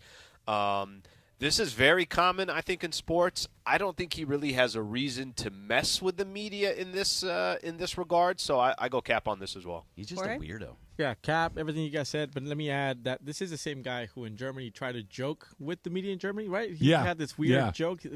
Guy's just weird. He's also the one that said that Tua was feeling okay because he was watching MacGruber and laughing a lot. Like, but also that could have been a fake story to the media. Like, for all we know, that's not real. I do know that they try to manipulate the media, but this feels more like one of those weirdo football coach things to try to hammer home a point. But I feel like Mike McDaniel is just a weirdo outside of football. Like, look, two things can be true at once. I have a theory that this is football coach is the most healthy manifestation of serial killer. Because and let me explain. That's a good point. Right? The worst manifestation of serial killer is serial killer, right? The best is I have to manage these compulsions. I have to be in control. I have to make sure that everything's exactly the way that it has to be. Like Dexter had to kill animals. But I don't want to hurt anybody, so I'll just be a football coach. I think that's what the best turnout of this sort of neuroses is. Sure. All right. Well, moving on. Reese Witherspoon and Nicole Kidman sat down. I believe it was for Variety. I might be wrong about the outlet, but they sat down to have a conversation. And they were talking about, one, that the Big Little Lies Season 3 will be coming out soon-ish, being filmed. And they talked about the original Big Little Lies, Season 1. And so if you never watched it, it's a huge show with Reese Witherspoon, Nicole Kidman, Laura Dern, Meryl Streep was in the second season, Zoe Kravitz, big names. So Reese was talking to Nicole, and she was telling a story, and Nicole stopped her in her tracks. So this is the quote. My other favorite thing is that I called Dern when we were shooting Big Little Lies. I hate how you call her Dern, though. Why? Because it sounds weird. I'm going to tell you why. Sounds like, okay, why? I'm always like, Laura. Do you know why? And you're like, no, Dern. Why? Because my name's Laura. Oh. And her name's Laura, and it's confusing to me. All right, so Reese's real name is, I guess, either her middle name or her stage name is Reese. Her real name is Laura Witherspoon in some way, shape, or form. Yep. So we all have names that are very common. We all have names that come up in other people's lives often. So it's always weird to talk to somebody with their same name and refer to someone, hey, Emily, hey, Greg, if you're that person. So it's always weird to talk to someone with the same name, Greg, fact or cap? I never really thought about it, but Cap, because I've talked to other Gregs and been like, oh, hey, great name. That's a wonderful name. And then you just have a regular conversation. The fact that she can't say Laura to another Laura is very bizarre. Bizarre is the exact right word, because at no point, when I'm talking to a Greg, I'd be like, oh, no, I have to call you by your last name because my name's Greg, too. that just doesn't compute for me. She is an actress, and her name with is all that Reese. comes with it. Her name is Reese as an actress. Yeah. Nobody calls her Laura. Maybe her probably parents? her mom and her siblings, but yeah. Yeah, but even them, they probably don't do it either anymore. Al, what do you think? Fact, I think it is weird. Anytime I've had, and it's not that I run into it, it's not that it's an uncommon name, but I don't run into a lot of Allens. But anytime I'm calling somebody else Allen, it is a little weird. I'm like, wait a minute, I'm just calling my own name to somebody else. I got a cousin of mine who's an Allen as well. I always say Al, and he always says, what? But you're Al. He always says Big Al. Like I don't, and this isn't even planned. Like we found a way to just change it a little bit. He used to always say to me, back in the day, he'd be like, when Mike and Mike was doing their show, and I was in sports talk radio, but I'm down in San Diego. He's like, the Al and Al show. I'm like, Al, you do nothing with sports talk radio. We can't do a show called the Al and Al show. That can work, by the way. But it's always a little weird, I think, referring to the name. So there is, I don't know if they're personal injury lawyers, but there are it's a law group in my hometown of Fredericksburg, Virginia. Okay. The name of this law group is Allen. I'm not kidding funny. you. That is funny. It's I like Allen. I would actually go to that law firm. You know who you're talking to. All right, Trevor, what do you think? I want to talk to Allen. No. Berg is going to be endorsing them in a week. It's Cap. A lot of people have the same name. It's not. And your weird. name's become very popular. You're not special. It's not weird to me. No, I assume that there are many, many out there. Have you talked to a Travis before? Of course. Was it weird? No. Yeah, What if you wear the Travis Matthews on your shirt? Is it always weird to say? It's well, not. it's just TM. Really. But if it says Travis Matthews, if my name were like, I don't know, the !6! And I ran into another, I'm like, that's pretty weird. But you'd be like, that's cool. Travis is not the most. It's not Mike or John or Dave, but it's not the weirdest. It's Travis with a Q. Yeah. Travis. Yeah, you spell it with a 6 in the middle too. Wow, what are the chances? Jorge, what do you think? I don't think it's weird for me, but it's been weird for other people that I've worked with. There was 4 camera guys in one recording studio at one point in my life, and all of us are named Jorge Rodriguez, Jorge Vega, Jorge 3 of them Leones, quit. Jorge Gonzalez, right? So the director says Jorge, pan to the right. All 4 of us pan to the right, bro. That's awesome. At that point, that's amazing. At that point, he's they like, didn't get 3 of the other shots. They didn't get 3 of the others, but they had 4 angles of one shot. So then at that point, he's like, this is too weird. From now on, you guys are going to be by your last name. So Briones, Gonzalez, whatever. And then one of the PAs, he was new, and he's been working there for 2 months, and it was always Briones. I left my sweater hanging on the tripod. So he's like, oh, give it to George. So he comes up to me. He's like, hey, bro, do you know who George is? Because I'm supposed to give the sweater to George. I'm like, I'm George. He's like, oh, I thought your name was Briones this whole time. He's like, it was. That's great. It's not weird to me, but it's weird to other people. I thought you were going to say they're going to change all just give you guys numbers. Number 3. 3, go. That's great. But you have this happens here with you, Jorge. We have a Jorge Briones and a Jorge Sedano. Yeah. We call him George, but he goes by Jorge also. So that's. I hear people call you George all the time. Yeah, people, George, Jorge. We kind of stopped when he was on Mason and Ireland. We started calling him Jorge because it was confusing for George. And sometimes I get texts or I get a phone call from whomever, and then it's sorry, I meant to call Sedano, not you. But that's funny. I get that one. I've sent texts to you for Sedano and Sedano for you all the time. And everyone just goes, oh, screwing up your Jorges? No, so my joke to that is, from TJ down is Jorge, from TJ this way it's George. That's my joke. Whenever I'm in a situation and there's multiple Emilys and it's get confusing, I go by Hebes. I'm like, if there are multiple Emilys, Might start doing that. I do Hebes. I'm not gonna lie. Sure, go ahead. Call her Hebes? I kind of like that. Do it. A lot of Slee was around. Yeah. So one last one, and this is from Seth Meyers, Late Night with Seth Meyers, and it's Amy Poehler and Seth Meyers talking. And one thing, I'll play this clip for you, but at the end, Amy does a thing that I do often, which I think is kind of funny. So this is Amy Poehler and Seth Meyers on Late Night.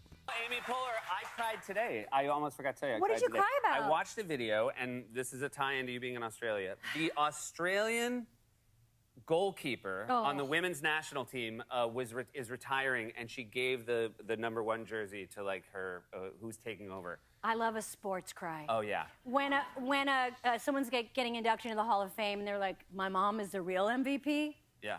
Forget it. That's all. Watching anybody, and I will say I liked an Australian getting a little because they don't. No, they don't. They seem like they'd never cry. Yeah, they're up. It's like, and I just want to say, I really enjoyed being in this sport. but certain things come to an end.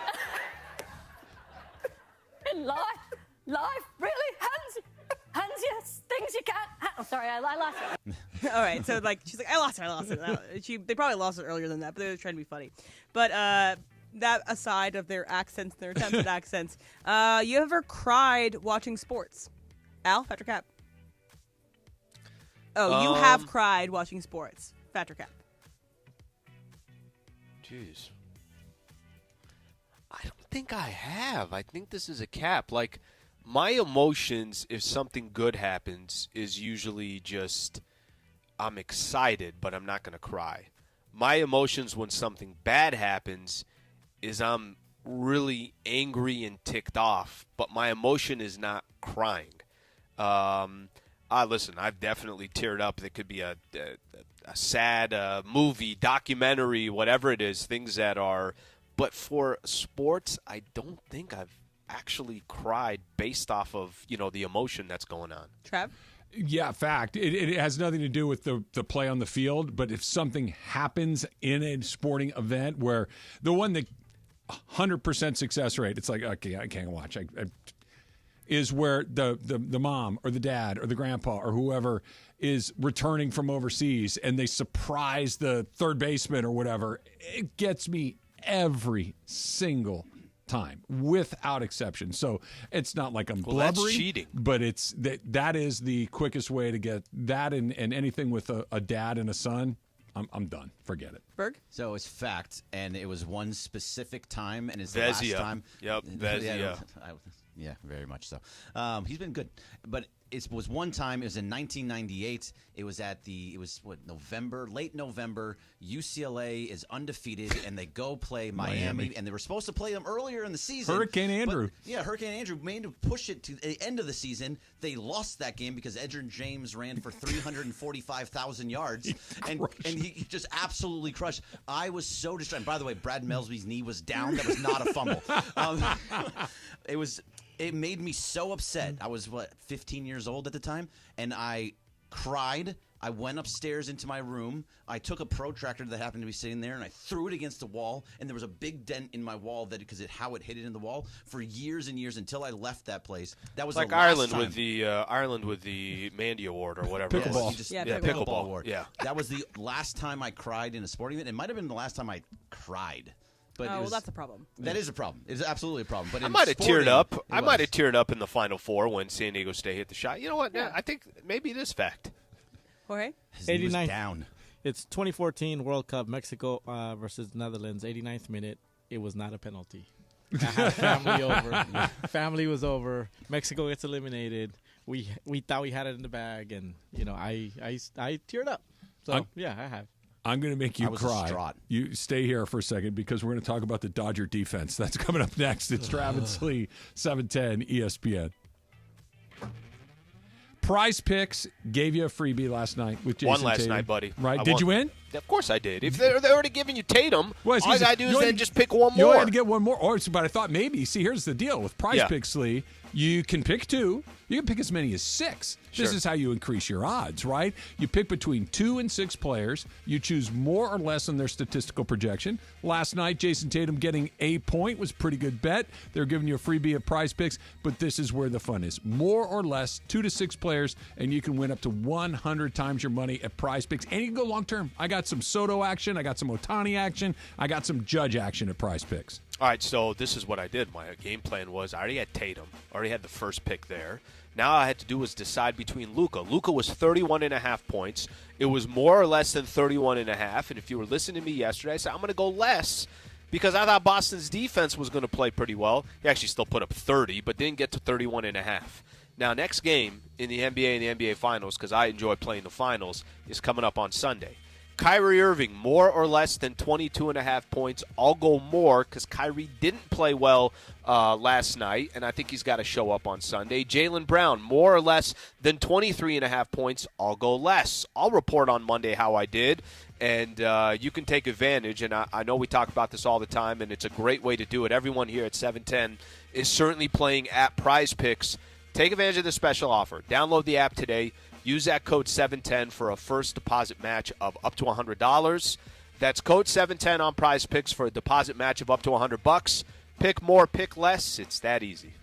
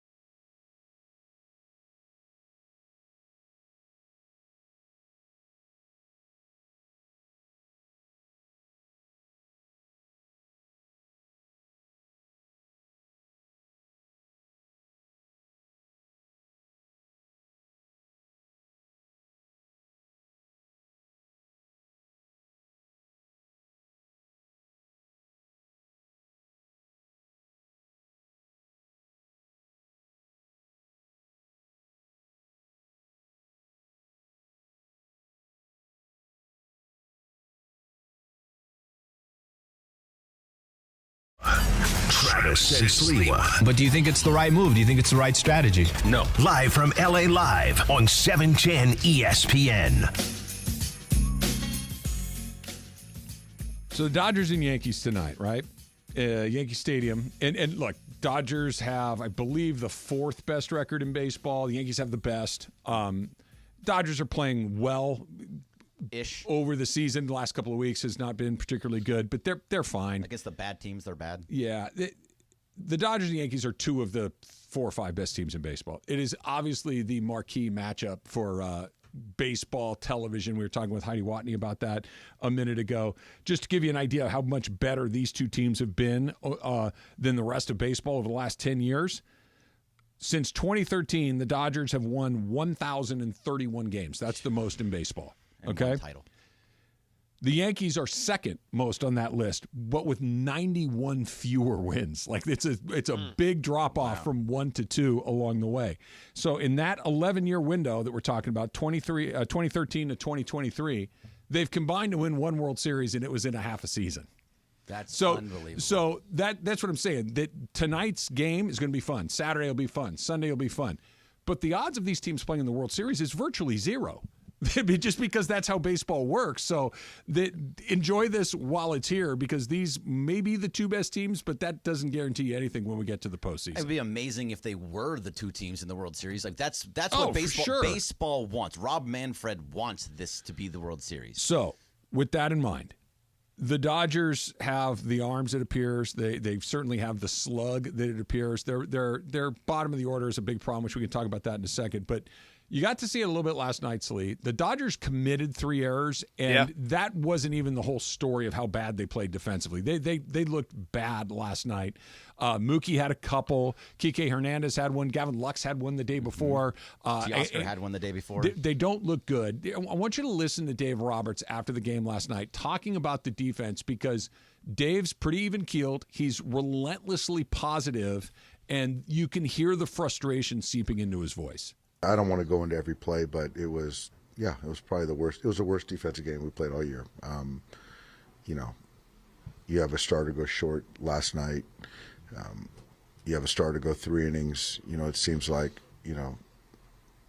because of the lack of defense, pitchers throwing way more pitches than they should have, and they've got to take responsibility too.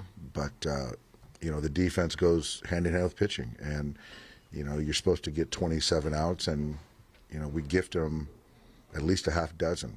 And so we gave away bases, outs, and it wasn't good. I mean, we'll take the win, but it was certainly at a cost, going into a big series. So for Dave Roberts, that is a nuclear bomb. Right, that it's not good enough. It's our worst game of the year. He goes directly to our pitching. You could tell he was frustrated by what he had seen, and the Dodgers played defensively really poorly in that entire series. Here's what I want to kind of set up, Slee, and we can come back and we can talk about this on the other side. But how in the world does a team that is this buttoned up, this professional, this organized, this good at identifying this player or that player, this aggressive when it comes to obtaining stars, this good at developing their own guys, this good at pretty much every part of this other than the playoffs? How did they find themselves in a situation where their right fielder is their everyday shortstop? How did we get to this point? And I know he's not the only problem, but I think it's representative of a much larger problem. We'll do that when we come back. It's Travis Slee, 710 ESPN.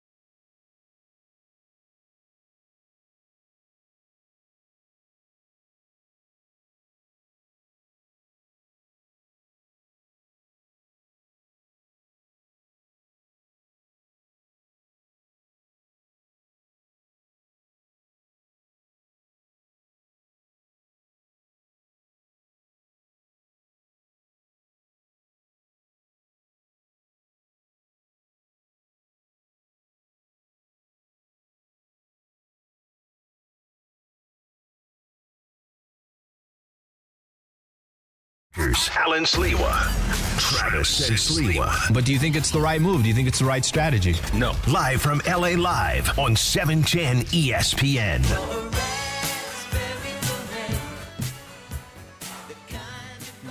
Is it a Prince holiday or something? Bro, it's his birthday. Is it? Yeah. Oh, happy birthday, Prince. Oh, happy birthday, Prince. Yeah. Oh, Andy Kamenetsky is in today. That's perfect Oh, for he loves Andy. Prince. Yeah. Do a Prince game. Oh, my God, it's my game. I got to go. See you later, Greg. See, do a Prince game. It's gonna be easy. Look at M handling things. That I was like pretty man. quick. Like, is it coming up with a game that hard that you need to run out that you can't do 5 minutes? My goodness. Emily, will it be weird if I start calling you Heebs? No, it won't be weird. Al, I think I'm going to try to do that. I don't know if it'll stick, but I like that.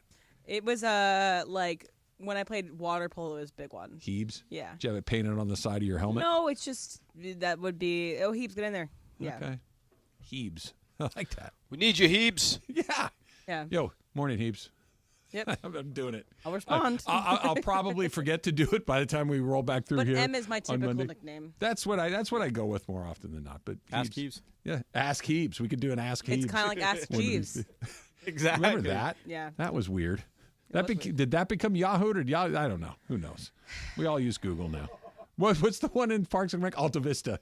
Is that still a thing? I don't know. I don't know either. All right. So here's what's happened. The Dodgers, Slee, I mean, is there a more buttoned up organization when it comes to scouting, when it comes to both like amateur scouting, minor league scouting, major league scouting, just saying, okay, you know what, we're going to take this guy. This is going to work out. We're going to take this guy from the Oakland A's. Oh, by the way, he's going to hit 35 home runs for us for 10 years in a row and Max Muncy or whatever it is. They're really good at it. When they decide they want to go big, they don't miss very often. We'll take Mookie. Hey, we'll take Freddie. Hey, we'll take Shohei. Like they nail that. They are incredibly consistent when it comes to performances. The point of all of this is to ask, how did we get to where we are right now? And by the way, I understand they're in first place. I understand that Mookie is not a catastrophically terrible shortstop, but it's the methodology that got them here that I don't understand. I get that Corey Seager left. They had Trey Turner as a backup. Trey Turner left because apparently he and his family were not huge fans of the city of Los Angeles. Whatever. Okay, fine. Gavin Lux is your next plan. That's when you need to go to work, because here are the facts. Gavin Lux is not a very good shortstop. Okay, Gavin Lux's value as a major leaguer is that he's a good hitter, which he's not right now. Gavin Lux gets hurt, tears up his leg, misses an entire season. Comes back this year, and you give him 2 weeks in spring training to establish himself again before you say, that doesn't work. So obviously you had no faith that it was going to work in the first place if you only give it 2 weeks before you pull the plug. And your next move is your 6-time Gold Glove winning right fielder. How did they get caught in this spot? Do they really value defense that little that they're just throwing anything out there and hoping that it works? Why not? Can I ask you a question? Why not just put Rojas as short? Because he's older. I think their fear is, and because I've asked this question too, Slee, and the answer I get coming back is, I think he's 35. Okay.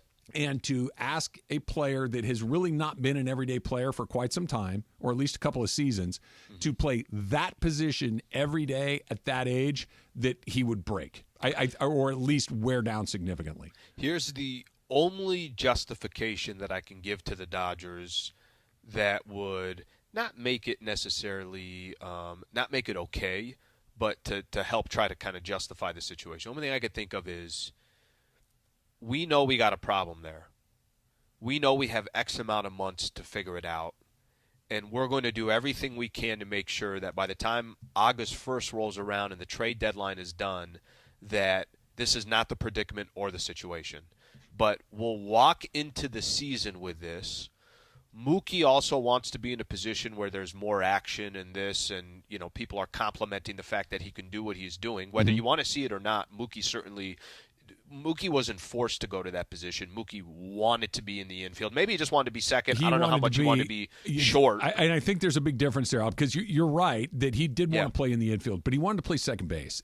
Second base is light years easier than shortstop. Can I then say that the only thing that I could justify for the Dodgers is this is going to change. It's just a matter of time. I hope so. When it does get changed, and I don't even angle it that way as in it's okay.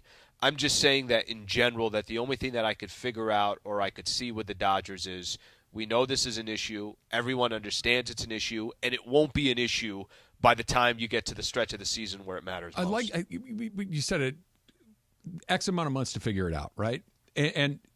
But doesn't the clock on X start ticking when Gavin Lux tore up his leg?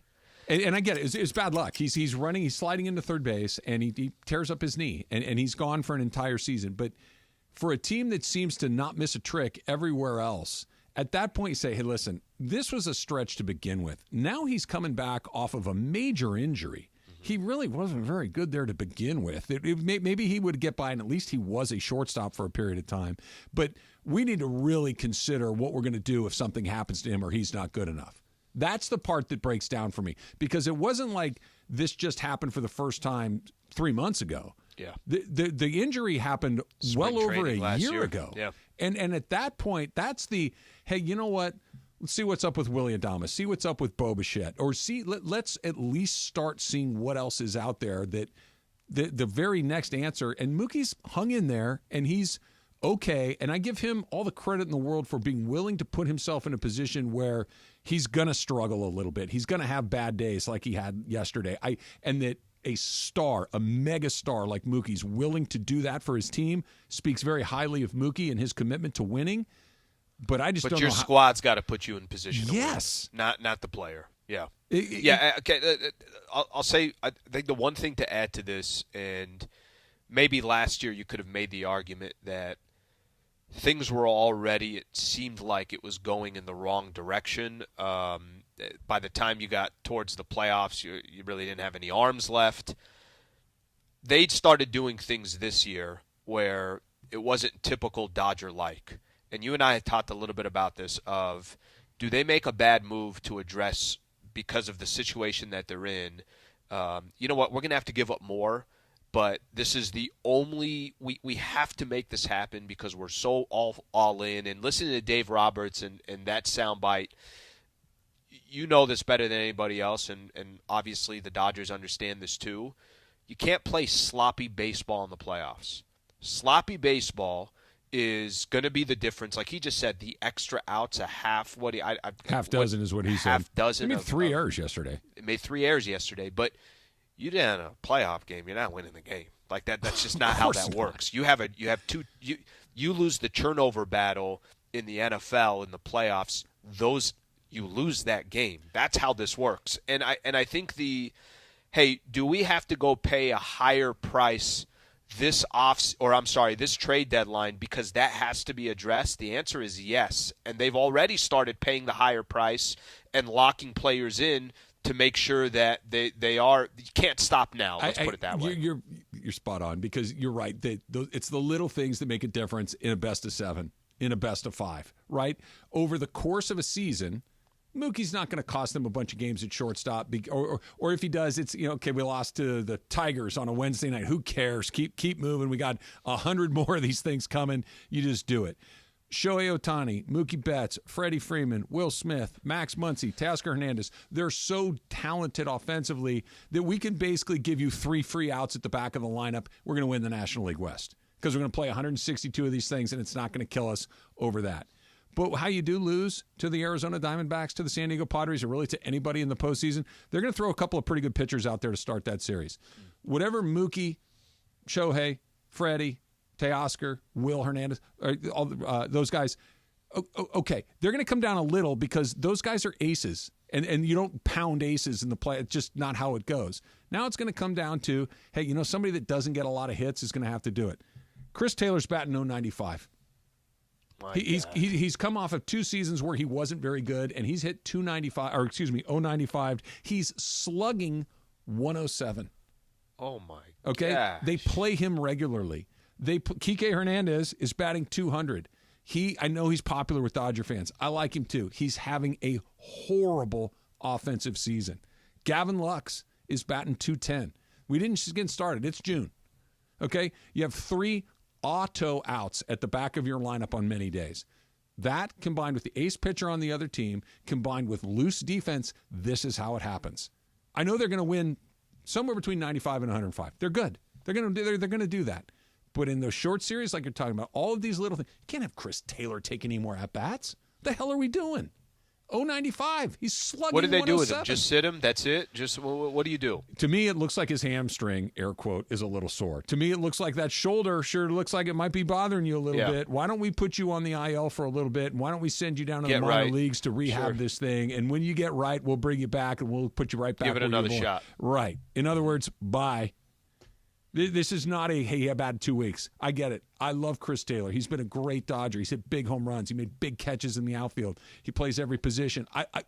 Chris Taylor will be one of those guys that if you're a diehard Dodger fan like I am, you will look back on his Dodger career very, very positively. Sure. You will appreciate it. He's been really good for them. It's over. It's over. They have to move on from another guy, and it's literally anybody else because his WAR through the first 2 months of the season is negative 1.1. What's ours? It's 0. Yep. Right? The We're WAR, good. wins above replacement. The R is the important part. That's the awful. R replacement means literally the most average basic player in baseball is your R replacement level player. He's worse than that guy, which means literally anybody else would be better. What are we doing? Well, this and something that I think we'll kind of reiterate here. Your frustration is fair. Your frustration is fair about the shortstop position. Your frustration is fair about the defense. Your frustration is fair about Chris Taylor. But I'm going to give them the benefit of the doubt. Now, I'll go back to this. If it's August 1st and they didn't address some of these needs, that's a completely different conversation. And I think for Dodger fans out there, you'd rather have these problems highlighted the way they are today than in 2 months. Because in 2 months you can't do anything about it. At least right now they got time to correct it. You're so good in every other spot. Just be mediocre in the rest. Average. And you'll be all right. And so far they have not done that. Little update on Juan Soto, who had that arm injury. This, according to John Heyman, initial doctor report suggests that Soto will be okay. Radiologists will review, though, to be sure. Initial prognosis is inflammation for Soto, so it looks like a relief. So long-term damage to Juan Soto avoided, at least, in this particular case. He's obviously having a monster year to start out with the Yankees. It's a contract year for him. Whatever that number is going to be, the last thing he wants to see in a contract, not that they wouldn't pay him anyways, but he's going to be on the market at some point, and he's been one of the best players in baseball. So Dan Hurley is reportedly in Los Angeles meeting with the Lakers today, and the Lakers have a chance to do something and grow something that they haven't had in quite some time. That's coming up next. It's Travis Slee, 710 ESPN.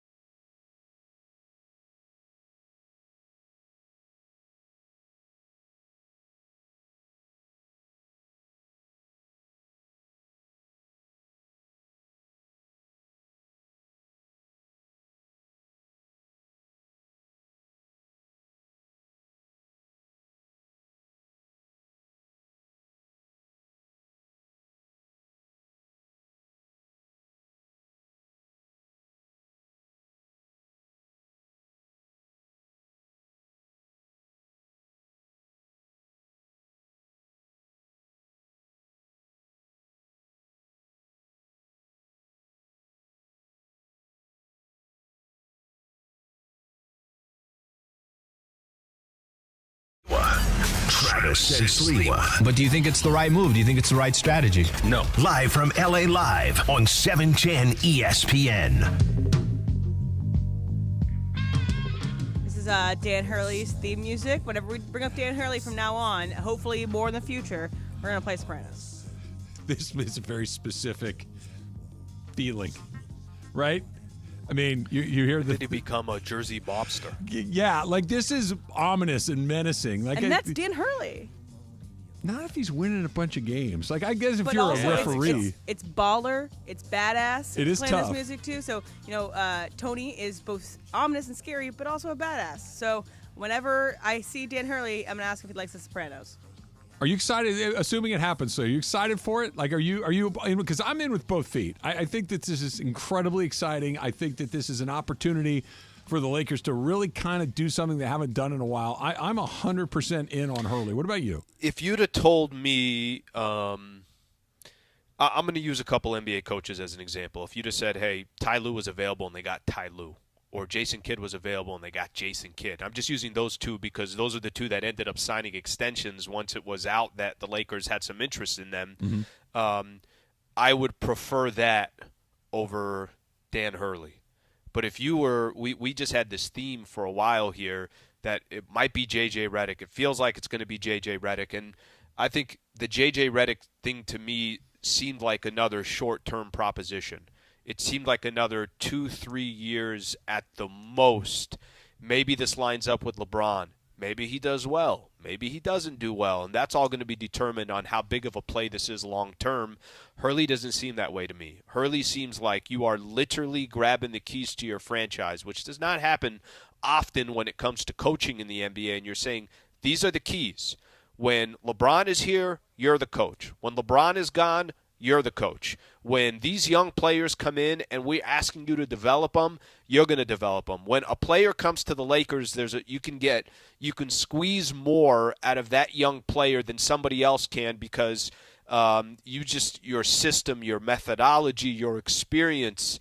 For I think all those reasons, I get excited about Dan Hurley. So to answer the question, yes, I'm excited about him. But I wanted to set it up that way because it's also not a guarantee or a lock that he's going to come be the Lakers head coach and he's the right coach in the NBA.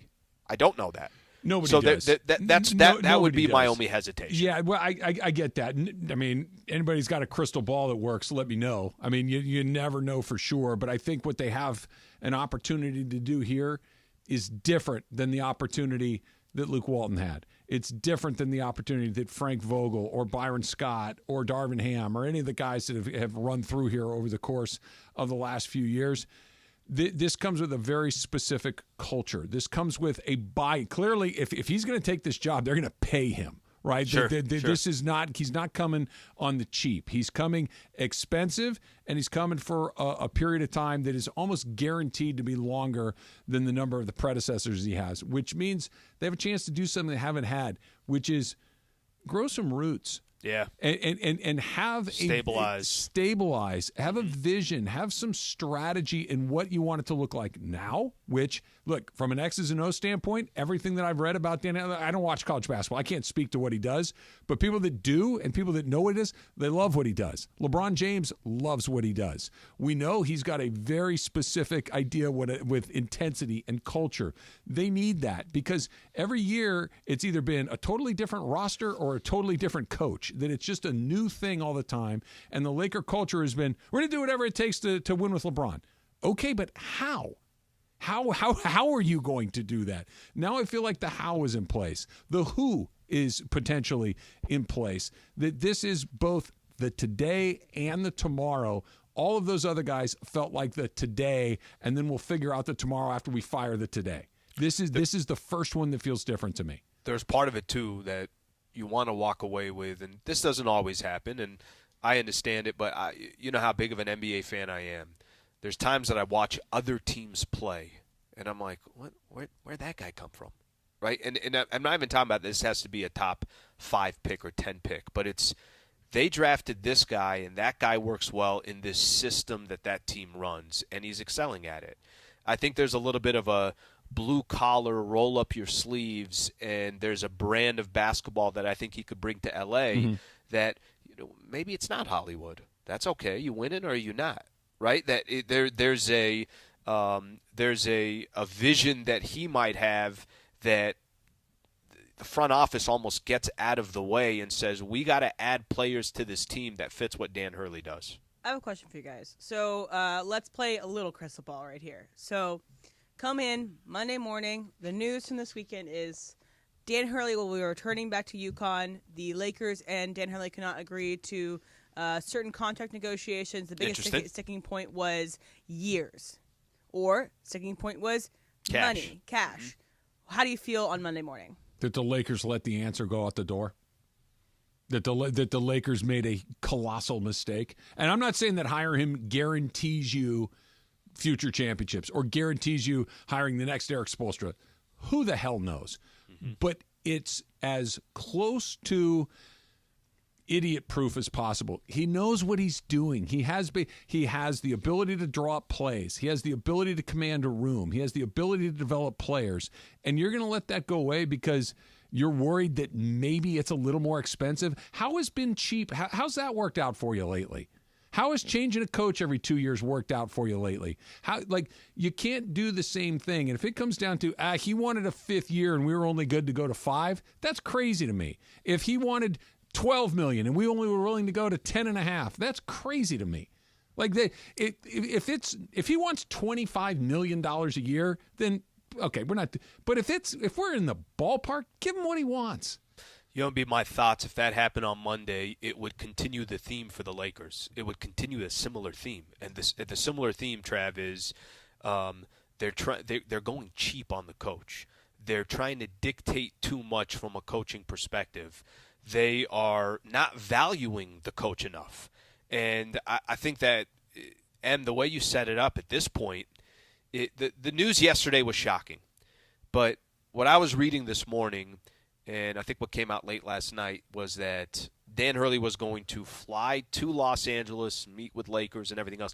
I don't feel that kind of started selling me on the whole thing. Okay, well, they're not starting the conversation by him coming to L.A. I'm figuring that they're pretty far down the line.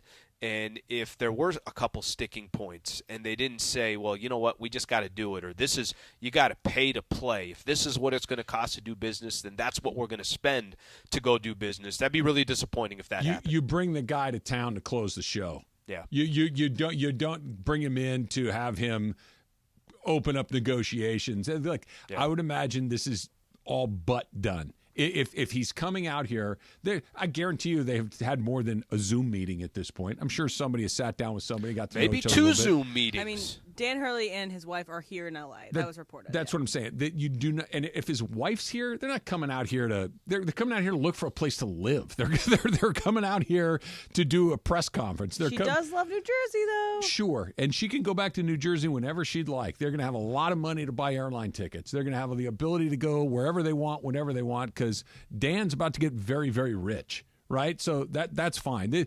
Richer, right? The scenario that you're talking about, Em, I understand anything's possible. I would be shocked that they've gotten to the point where they've brought him into town with his wife, and they get back on an airplane and fly back home without a deal being done. I just can't. They were $100,000 off.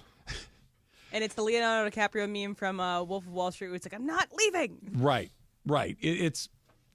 It's exciting. I'm with you. That's exciting. That's the right term to use, Trav. I think for a lot of Laker fans out there that are looking to, you have your guy. And again, I know there's no guarantee that it works, but this seems like a long-term plan. And I think this would also give you the first indication that life after LeBron is being prepared for. Yes, which brings me to this. The 3 things. Number one is Dan Hurley runs hot. He's got the New Jersey energy, as Emily put it. Number 2 is he knows what he's doing basketball-wise, that his actions, to use the vernacular, are very NBA-like, that what he does in UConn. They think it can apply. It translates really, really well. I believe the people that know that better than I do.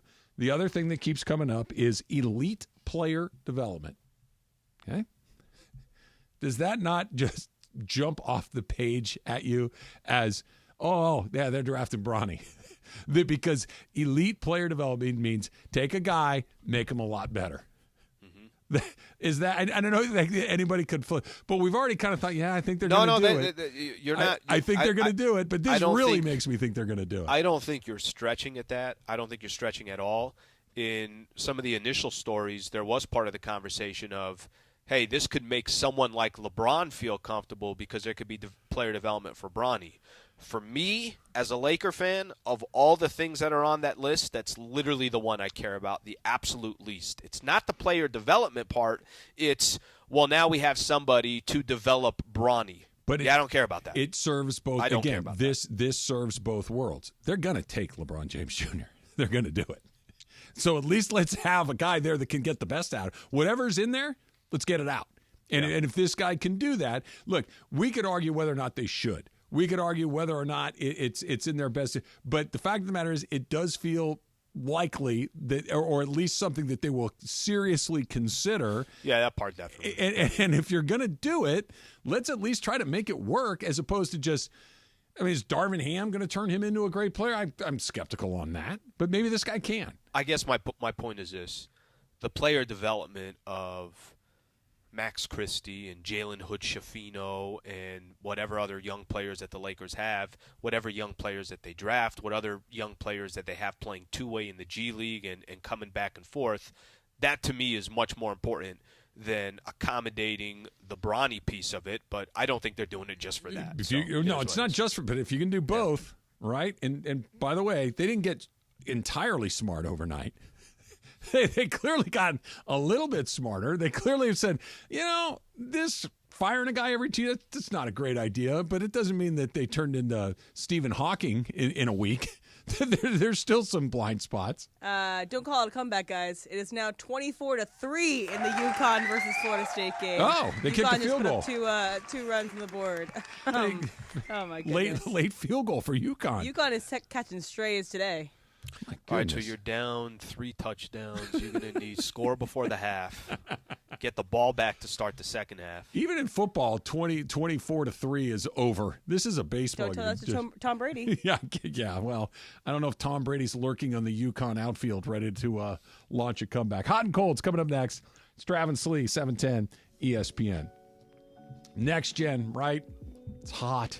It's about to be. It's still a little gray this morning, a little bit wet, but guys, once we get to 4th of July, it's going to be hot as you know what. So why not make sure that your air conditioning is running at its absolute best? Why not call NextGen? Why not make sure that they can come out and give you that full inspection and take care of everything? And they're going to throw in a free air filter as well. Plus, they got all your plumbing needs covered at NextGen. Basically, anything that you need for air conditioning, heating, and plumbing, there's only one place to call, and that's NextGen. 833-3NEXTGen. That's 833-3NEXGEN.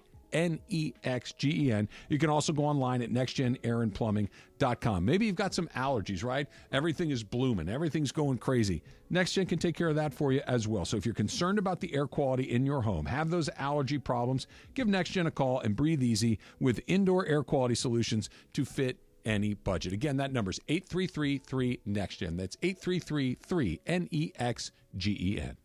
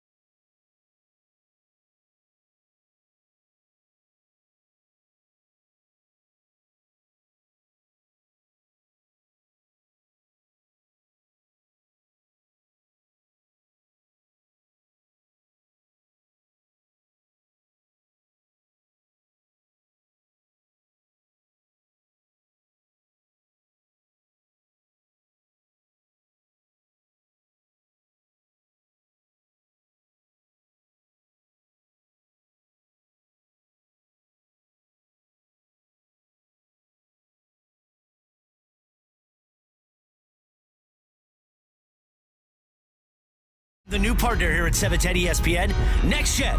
NextGen, the official AC, heat, and plumbing company of SoCal sports fans. You're as cold as ice. Call 833-3-NEXTGEN, NEXGEN, or visit nextgenairandplumbing.com. Time for our feature we do 3 days a week at 12:30 p.m. Who's hot? Who's cold? Thanks to NextGen.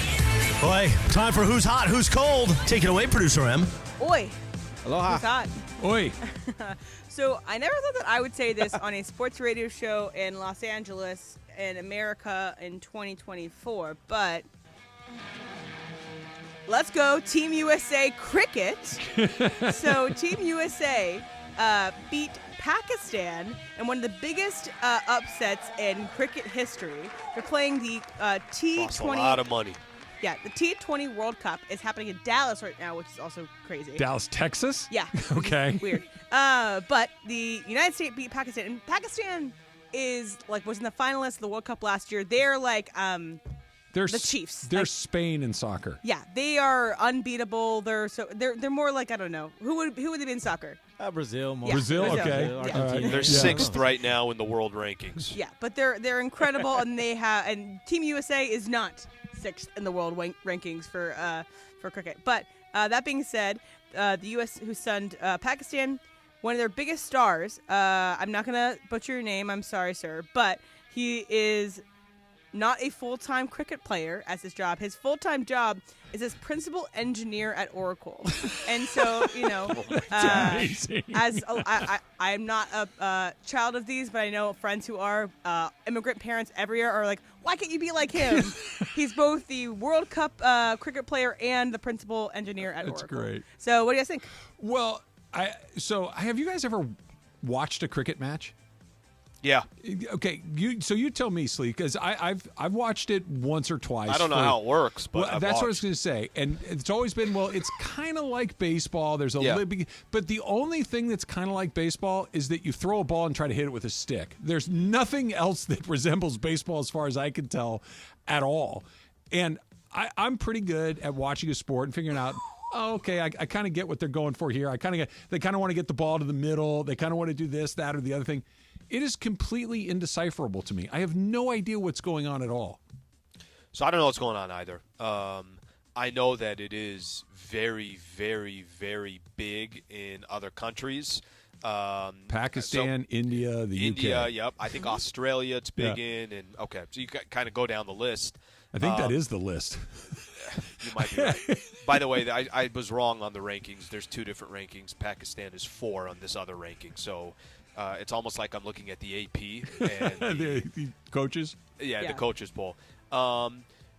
It's funny to kind of watch a sport that you're not 100% sure about. So let me give you another example. Are you familiar with rugby at all?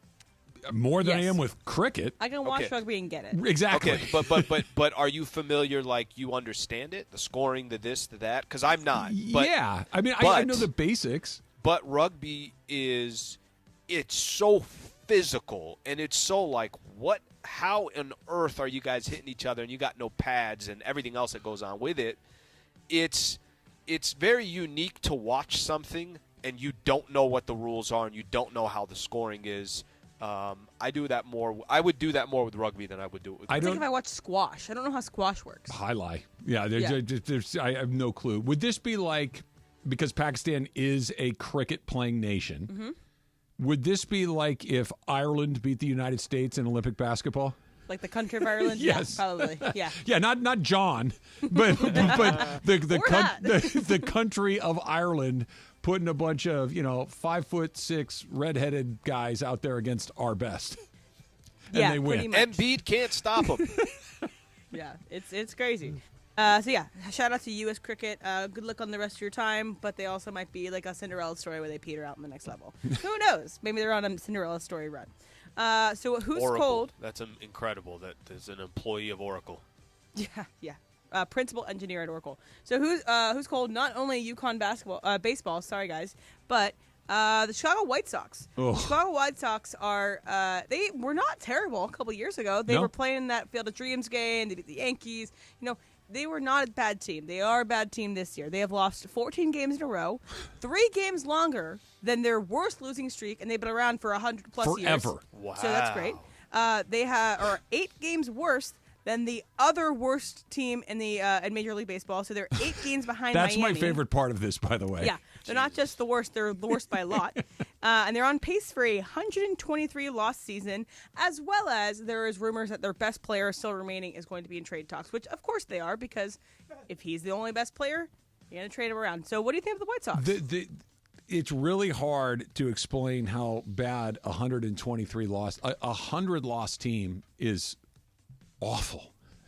Just to give you an idea, the Angels, okay, not a great team, right? And historically not a great team. They've never lost 100 games. Never. Okay, they've been around since I think 1961. The Dodgers, I don't think have had a 100-loss season in something like 65 or 70 years. It's really hard to lose 100. They're going to lose 123. Oh, my God. I mean, it's not just that they stink. They stink on a historic level. And Emily, double-check this for me. I think the most losses in an MLB regular season is 120. I think that's what it is. So they're not just going to barely make it. They're going 3 games in this formula is a massive difference. The Cleveland Spiders in 1899, I know Okay. you were there for it, right? So Love they the lost Spiders. 134 games Okay. and 120. And then the New York Mets lost 120 games and 140. So the 120 is the one I'm thinking of. I think the modern era of baseball is calculated as 1900 to now. So the Spiders are a little bit before that. I think the 120 and the Mets team, I believe, was an expansion team. Okay, so this was a brand new team with very different rules than they are now. 1962. The expansion Mets lost 122 games. Okay. The White Sox are going to lose 123 potentially. All right, and this is just trying to find a silver lining here. Okay. Is baseball, and I'm pretty sure it is, do they just get the number 1 pick if you got the worst? Yes. Okay. Was it the Astros that went through a streak of 3 years in a row where they lost 100+ games? Yes. Before they became the Astros? And, Yes. And listen, cheated, not cheated, they've Yes. been really good for years. I guess if you're going to go down, now you don't need a 20-game cushion from the person in front of you. But if you're going to go down, I mean, we say this all the time, right? Like the worst thing to do is you're bad, but you're not bad enough to go get that number 1. Is that kind of what the White Sox have just decided? Let's wave this thing. They traded Dylan Cease, which is, obviously one of the Padres pitchers. They're about to, and I'm sure they're going to trade any other talent that they have. Is that kind of the, hey, if you're going to be bad, just be the worst and go get that number 1 pick? But think about what the A's have done over the last few years, right? The A's have been dreadful. I know. They're not like this. No. and the baseball, like the drafting, I get what you're saying, and the Astros are a very good example. But baseball's not like, Wembanyama's coming up, we're good. You need 10 good players on your team, maybe it's 15. Not like it's going to happen next year. He's going to be in the minors. He's going to work his way up. It's not like you're going to fix it tomorrow. Oakland has a 9.5-game cushion on Chicago. So if you want to put it in other terms. And they stink. Actually, no. Oakland and the Angels have a 9.5-game cushion. By the way, nice job, Pods. They got swept by the Angels in a 3-game set. That was good. That was really good. Angels have won nothing, and they sweep the Padres. Nice job, guys. I'm not saying that's anything other than super disappointing. I'm with you, Slee, but he got 100 more to play. What are you going to do? It's a long way to go. Who's hot? Who's cold? It's brought to you by NextGen, the official AC heat and plumbing company of SoCal sports fans. Call 833-3-NEXGEN or visit nextgenaaronplumbing.com. So you're just going to post up on the couch this weekend and try to get right for Monday? Yeah. I'm literally going to. By the way, I've been doing that anyways for about 5 straight days, 6 straight days. So it's not like there's anything different. If you looked at my, you've been on your health kick, right? Yeah. Doing your walks. Yeah. If you looked at my phone, I'm going to actually do that. This is going to be the most pathetic thing ever. Okay, let me ask you this while you look. Have you had that moment? Because whenever you get like a genuine illness that just wipes you out like you're dealing with right now, there's always that 10 or 15-minute window where you're like, You know what? I think I'm feeling better. I think I've finally turned the corner, and maybe you get up and you take a shower, or you go make something to eat or whatever, or maybe you go outside and walk around the block or whatever it is. You're like, I think I'm going to die. Like, it only lasts for about 10 minutes. No, this is a perfect example. So I thought I was feeling that on Wednesday. Okay. I was like, no, I think that's it. Like, I'm done. Yesterday, I'm like, why do I feel worse than I did on Wednesday? Like, I thought I was past it. I have taken a total today of 111 steps. If I go back. Yeah, what did you get yesterday for the whole day? Could you look that up? All right, I'm going to look that up here. All right, I'm going to look at mine, and we'll do a little comparison here. Let's see. All right. So, okay.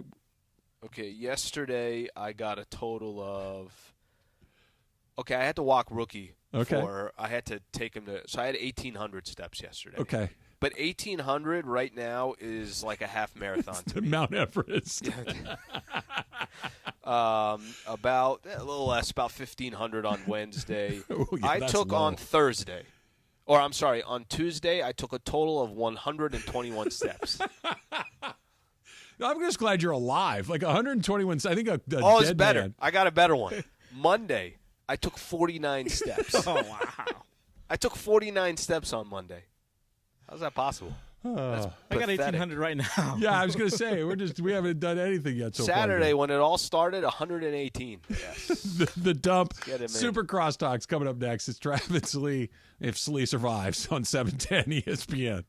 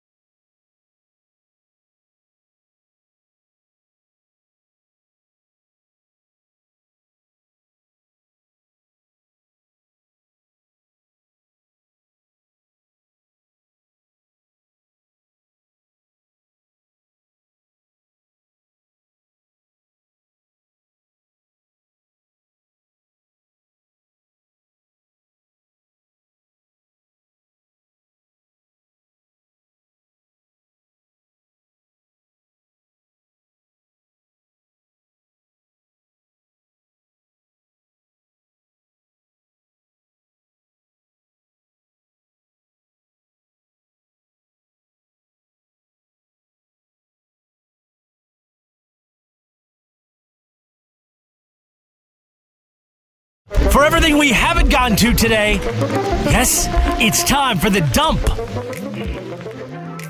Probably should have mentioned this at some point during the show today, but again, it speaks to the power of the Lakers. It speaks to the power of the Lakers dominating the NBA. Game 1 of the NBA Finals was played last night. Who cares? You know what sucks? Nobody in LA. You know what sucks? Is I'm with you on that. Like, the game was, first off, it wasn't entertaining at all. No, it was a blowout. And there wasn't, I'm kind of, you guys know I'm as big of an NBA fan.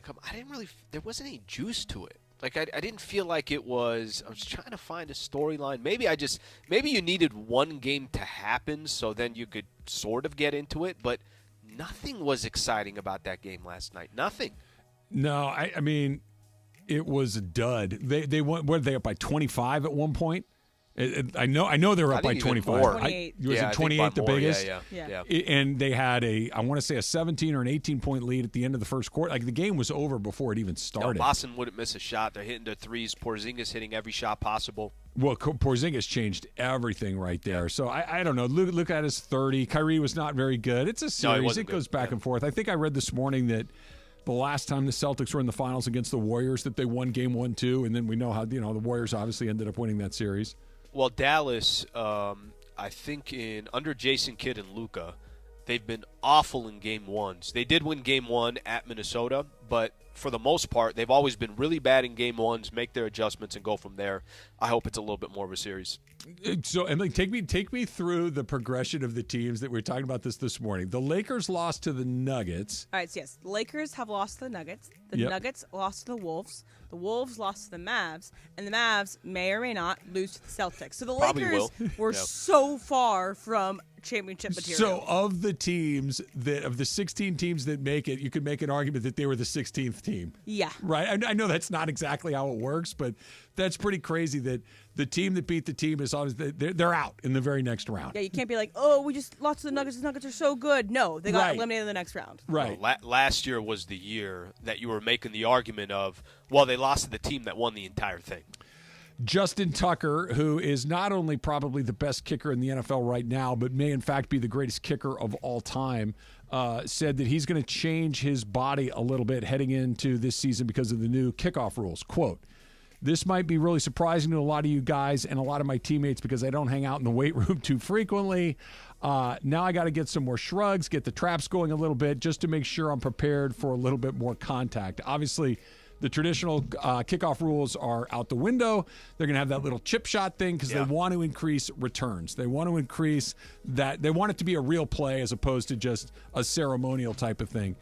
If Justin Tucker ever sticks his face in for a tackle, I'm immediately fining him, reprimanding him. He's too important. He doesn't need to make – I would rather him give up a play than try to tackle a real football player. That seems insane to me. Do you guys remember I want to make sure I get the name right here. Darren Bennett, was that his name? The punter for the Chargers? Yeah. Yeah. He's an Aussie rules football player. Exactly. This dude used to lay people out. And it was so obviously uncommon from somebody, a kicker, doing something like that. But, I don't think the rule changes for kickers to all of a sudden start trying to gain some weight and work on their upper body and go hit people. I don't think that's the goal, and I think that's the last thing you want if you're Justin Tucker. I don't think Justin Tucker's been doing the Oklahoma drill at practice, no, trying to see if low man wins. Right, get in there and go run at this guy at full speed. It seems insane to me. Well, you know that some teams are talking about not using a place kicker on kickoffs for that specific reason. It makes a ton of sense. Well, it gives you an extra tackler, and all they have to do is pop it up. Just chip it. Yeah. Just kind of chip. The Chiefs, I think their backup safety Justin Reed, he was like a high school kicker or something like that. So he's perfect for that. He's perfect for that. Can you imagine if Justin Tucker tore up his knee or something covering? And by the way, if it's football, if I was the other team and Justin Tucker tried to pooch kick it, I'd take him out. Well, that was the thing, right? That when you throw an interception as a quarterback, they start hunting you. Right. Like in that moment, where is he? I get to hit him finally. And it's the only time you can really hit one of those guys without penalty. They're going to do the same thing. As long as field goals still matter in this league, every kicker's like, so I get the same salary, and And I don't have to kick off? Yeah, lay it on him. Yeah, no, Justin Tucker's not going to be out of work. No. Because he doesn't have to do this anymore. No, it's just one less thing he has to worry about at all. Slee, today's your day. Do you know why? Why? Because today, in 1996, The Rock was released into theaters. Greatest movie ever. Stand up. Everybody should stand up for a quick second here. AK, thank you, brother. I think it is. John, you are so disrespectful for not standing up. For the movie The Rock? Yes. Well, first of all, for those prisoners held captive in Alcatraz. Yes. Thank them for their service. I'm actually stunned, and I'm a fan of his, but I'm stunned at the career Nicolas Cage has had. He might be the weirdest dude in America. Saying something. And he still gets them all. Every 3-4 years, and The Rock is one of these. He knocks it out of the park. I mean, all those national National Treasure movies are pretty good. Yes, I love National Treasure. The one he just did where Dream Scenario. No, the one before that, Emily. Where he's a vampire? No, where he's Renfield. He's The Unbearable Weight of Massive Talent with Pedro Pascal. That was a great movie. That movie is fantastic. By the way, Andy, do you know who that girl is who played his daughter in that movie? I don't remember off the top of my head. Who steals every scene she's in? Yeah. That is Kate Beckinsale's daughter. Wait, Kate Beckinsale and Michael Sheen were married. Yes. And they had a daughter, and she's now like 20, and she's in that movie playing Nicolas Cage's daughter, and she's great. Okay, we're getting way too far away from The Rock. We didn't even mention Ed Harris. We didn't even mention Sean Connery. I mean, what are we doing here? We didn't mention the fact that the character's name was Dr. Stanley Goodspeed, which is just the dumbest name in the history of the world. Well, it's not any worse than or the greatest. Awesome name. You remember or the greatest. Lois Childs in Bond? Her name. I know. Don't write me letters. Don't cancel me. Her name in the movie, look it up on IMDb, was Holly Goodhead. Yeah, well, they've had others in Bond lore that were equally quasi-pornographic along the way. Today it must be like a Nicolas Cage day. Face Off was released in 1997. Nice. So we have two Nicolas Cage vehicles. What's today? On June 7th. There was a period coming Wait, those movies were 1 year apart? That's what I'm talking about. Nicolas Cage is like sleepy good. And then he's going to be in this movie Sleepy called... Good? What are you talking about? He's Sleepy loud good. He's an Academy Award winner. No, yeah, but Andy, name the 10 greatest American actors. He's not on it. I mean, it's somewhat subjective. I don't know if there's a definitive. Right. There's no I think what you meant to say, John. I think what you meant to say. Absolutely, he would be. I think what you meant to say is name the 9 after Nicolas Cage. Jennifer Connelly, Jenna Fisher. So apparently, Denzel Washington means nothing to Slee. Nicolas Cage goes He's first. just after Cage. Cage would be on a lot of people's lists. Like Cage has done a lot of really, really good work. Also in a new movie coming out this summer called Long Legs, where he basically plays, I don't know the plot, but he plays like almost like Buffalo Bill type character. Nice. It's called, it's going to be very creepy. I'm going to act that movie so hard. Yeah. And I have a he has a high voice. In he college, does a very high voice. I had a pillowcase in my sorority dorm room. You also stole a pillow. Yeah, I did. Not in college, but it was the pillowcase was a joke pillowcase given to me by my sister, and it's Nicolas Cage on it saying "See you in my dreams," and I wanted to keep it up for sorority house tours. Where like potential new members. So is this why you stole the pillow from that guy? So you had something to put the pillowcase on? Yeah, my president of my sorority see them both in your dreams. Said that I could not have that pillowcase on display for the new members, and I was like, well, okay. Strongly disagree. Also, this is a movie from my childhood that still holds up. It's still good. The Goonies came out on this day in 1985. Rocky Road. You guys fans of the Goonies? I haven't seen it in a Why not? long time. Yeah, no, Goonies is good. Goonies is good. Yeah, I mean, it's okay. You The didn't like Goonies is in your top 10? I didn't say it's in my top 10. It's a classic. I It's a movie classic I liked when I was movie. a What is kid. classic about it? It's funny. It's an adventure for kids. Nostalgic, makes you think of your childhood. They get a pirate ship at the end. They find the treasure. One-Eyed Willie. I think that's what his name was. Kwan? Academy Award winner? I think there is a possibility, just a possibility, that you're overrating Goonies. No. Okay, no wait. chance. There's one thing missing with Goonies. Just one. Nicolas Cage wasn't in it. Yeah, there you go. Put Cage in that. So, okay. Whole different story. Nicolas Cage in a supporting role. His best movie is both you guys might get it. Supporting role? An extremely supporting role. barely. I got Fast it. Times. Fast Times at Ridgemont High. Fast Times. I don't even think he has a line. By the way, his name in that movie, which is his given name, Nick was Coppola. Nicholas Coppola. Yeah. He's a Coppola. which is crazy. Apparently, I was reading a story, like one of the reasons that he ended up changing his name to Cage, in part was he wanted to not look like he was just riding Uncle Francis's coattails. For people who are not aware, he is Francis Ford Coppola's nephew. But apparently people were like shouting at him, "I love the smell of Nicholas in the morning," like throwing out all these Apocalypse Now lines at him, and he didn't appreciate that. Yeah, I would have either. gone the other way. I would have leaned into it. Look at Tori Spelling. Can't act, never would have got that part. She rode 90210 for what, 10 years, right? It was. I remember seeing her on that show when it came out, not even with the benefit of hindsight, but going, yeah, she really can't hold on. Well, and what was interesting was I love that they tried to put the narrative out there. She auditioned under an alias. Wow. Yeah, right. That girl that looks exactly like Aaron, who I'm pretty sure I attended a bat mitzvah. I guess it's not Tori. They told me it's not Tori. Perhaps instead of auditioning under her given name of Tori Spelling, she auditioned under the name of Tori Spelling or Aaron Spelling's daughter. Yeah, which would have made it easier. Maybe that was the alternate name. Terry Spellman. You know what we should do, Jorge? Yeah, go watch The Rock. No, we do a should watch super The Rock. crosstalk. ESPN AM 710 Los Angeles. KRDC AM 1110 Pasadena, Los Angeles. K256CX 99.1 FM, Pasadena, Los Angeles. It's the greatest segment in LA sports radio history. Oh my God. When the shows come together for magic on the radio. It will only grow stronger. Super Crosstalk. Are we ready for Mason and Ireland to join Travis and Slee? Super Crosstalk begins. Super Crosstalk presented by In-N-Out Burger. In-N-Out.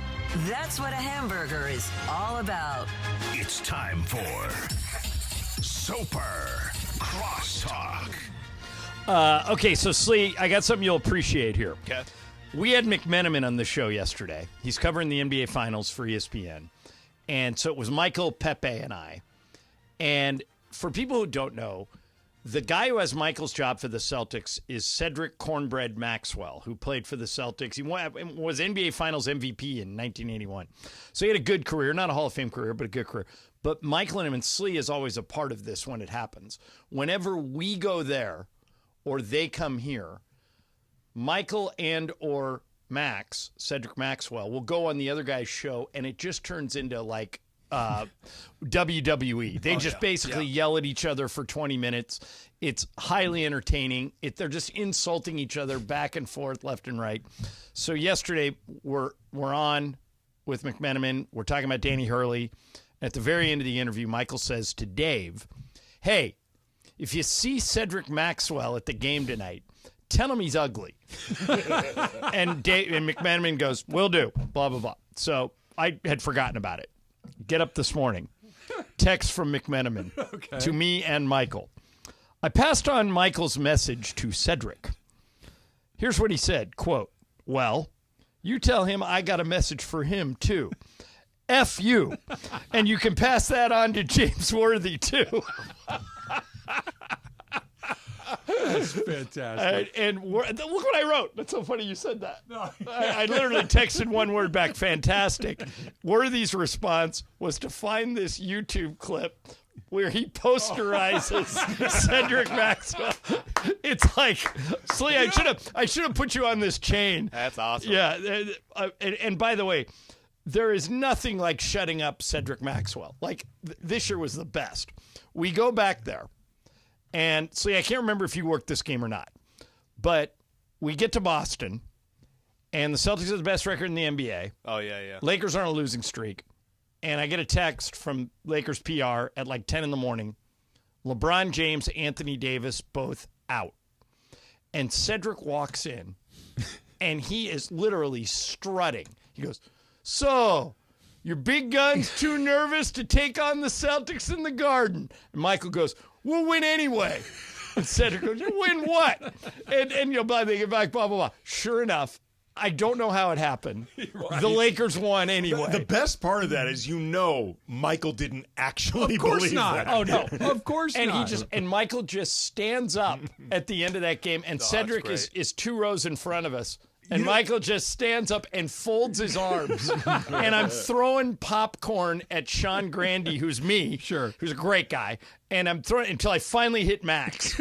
And he turns around like, where's that coming from? And Michael's just standing there and goes, what did I tell you?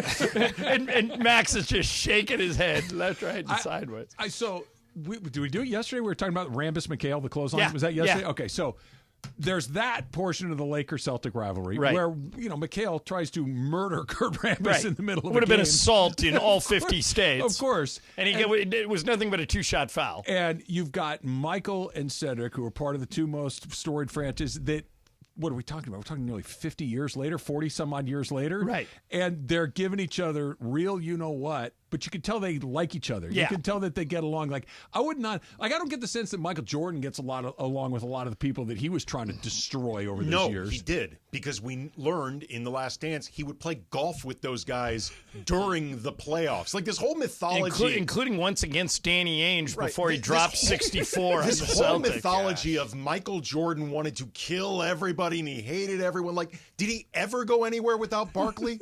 Like, did they ever not hang out in Vegas or Atlantic The City? guy who actually wanted to kill you was Kobe. Like, Kobe would never be caught dead with guys Kobe from wasn't the friends other with his own team. teammates. Right. I remember one time after Kobe retired, I was in a room with a bunch of people, and somebody said, everybody links Kobe and Derek Fisher together because they won 5 rings together. They're in the same draft class. They were the good cop, bad cop. Andy, for all those years, you and I were in the locker room. And so I'm over at Spectrum doing something, and we're all sitting around in the green room. And somebody goes, hey, Fish, what's Kobe's house like? And Fisher goes, I don't know. I've never been there. And Kobe had just retired. And I went, what? And he may have been pulling our leg. No, he wasn't. I know he wasn't because this had come up before. Like, I knew when Kobe was an active player that Fisher had never been there. And, I get it. Fisher lived, out in the valley, and Kobe was in Newport. It's a commute, but it's not that long of a commute. The crazy part of it is, though, remember when Kobe blew out his Achilles? A few of his teammates at the time went to go see him. One of them was Dwight Howard. Dwight and Jody Meeks. I remember this because it was so mind-blowing. Those are the only two? Well, maybe not the only two, but they went down together to Newport to visit Kobe. So at that point, I was like, okay, Dwight Howard, who Kobe can't stand, has been to his house before Derek Fisher. Well, there's a small explanation of that.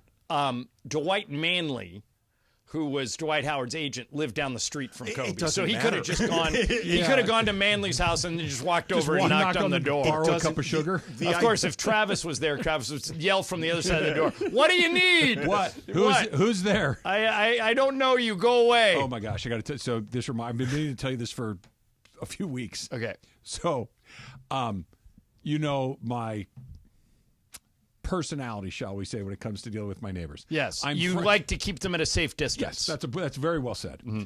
I'm friendly. I don't think you dislike them, but you certainly don't like them.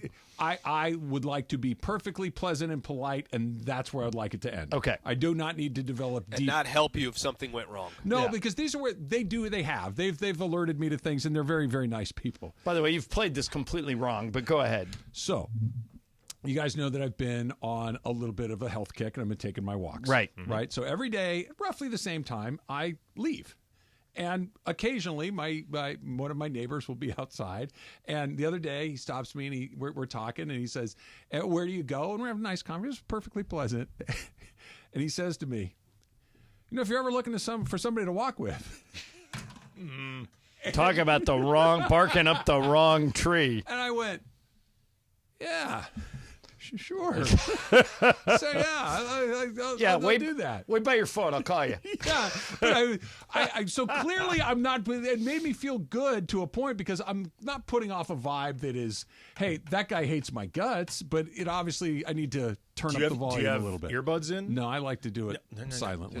No. You just need the earbuds. Yeah, you don't even need to have anything playing in them. That is the universal way of getting out of all human contact. Either that, or can I give you another one? Yeah, please. Okay. And this is brilliant. Right? No matter where you are politically, this is brilliant. You ever see the Larry David episode with the MAGA hat? Yeah, it's great. Okay. If you don't want anybody to bother you, Larry figured out, and Larry isn't political, at least not on the show. Larry He's political in real life. Yeah, I know his wife is, or his ex-wife. But Larry figured out on an episode of Curb Your Enthusiasm that if you wear the MAGA hat, the one that says "Make America Great Again," the red Trump hat, that other people will think you are so crazy that they'll stay away from you. So he goes into a restaurant. There's no seats except one seat at the bar. He goes and sits at the bar, and it's a little crowded. And so he puts on the hat, and the people on the left and the right of him immediately get up and leave. Another scene, he's driving, and he makes a mistake, and he cuts off a motorcycle rider, and the guy drives right up next to him and pounds on the window, says, "I'm going to kick your ass." And Larry takes the hat, puts it on, he goes, "I'm so sorry." He goes, "It's okay, man. Have a good day." Have a good day. And then the best is Phil Rosenthal, the guy who invented Everybody Loves Raymond, has been bugging Larry to have lunch for like 2 years, and Larry does not want to go. He wants nothing to do with this dude. And finally, he gets Larry in a situation where he doesn't have time to say no. He's out of excuses. He goes, "Fine, Phil. I'll meet you for lunch Tuesday at the grill, noon." Phil, great, can't wait. I got so many great ideas. He goes, yeah. And he walks away, and Larry says to Jeff Garland, "I can't believe I agreed to do that." He goes, "Wait, I got an idea." So he gets to the grill early, like 10 minutes to noon. He gets a table. Phil walks in, big smile on his face, super excited. Larry, with his left arm, welcomes him. With his right arm, he puts on the MAGA hat, and Phil's eyes fly wide open, and he goes, "My son has an emergency. I'll have to reschedule." And Larry just gets up and walks out. So, Trav, if you put on the MAGA hat in your neighborhood, no one will bother you. They'll think you're nuts. Well, I've heard worse ideas in my life. I've one. This is not a bone to pick with you, Ireland. It's more of I've got questions for you. The massage chair that you have. Yeah. Does it have a control panel on one of the armrests? Not on the armrest. It's a touch screen that is on a stand next to the chair. Okay. As part of the chair. Does it have the option to have that thing kind of massage your spine that goes up and down and kind of thumps and all those things and roll across like from the top of your shoulders to like your butt? Yes. You can target any body part. Okay. I ran into one of these chairs yesterday. Okay. I went for the first time ever in my life, Andy, to go get a pedicure.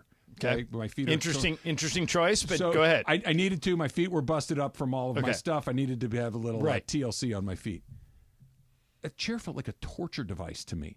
I've never been more uncomfortable. Yeah, you got a cheap chair then. Okay. Mason and I, the ones we got, you sit in it and it feels like they're. Andy, you've been to my house. Did you get in the chair when you were in my house? I did not get in the chair. I didn't realize it was an option. Yeah, it always is. If you're ever at my house, matter of fact, if you're in my neighborhood, just call me. I'll let you go in the chair. Andy just takes a nap in the bed. Well, you'll fall asleep for sure. But Trav, it is like because I play a lot of golf. Mine is lower backs and hamstrings, so those are the areas I target. And like last night, I turned on the NBA Finals. I sat down. I wrote an email to Andy and Greg, and like an hour later, I felt fine. I wasn't stiff. I got up.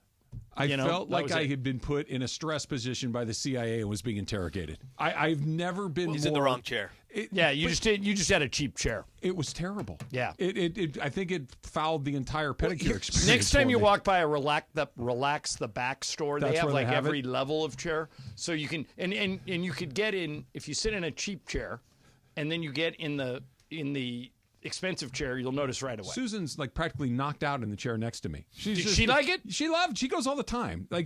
So why is she so anti-massage chair? She's anti the massage. She's anti the $5,000 it would cost you. Yes. Well, wait a minute. Michael's saving you guys a ton of money by going to Cal Poly. Usually left over on the chair. Just charge it. Get the points. Yeah. Get the miles right. Super Crosstalk is brought to you by In-N-Out. In-N-Out. That's what a hamburger's all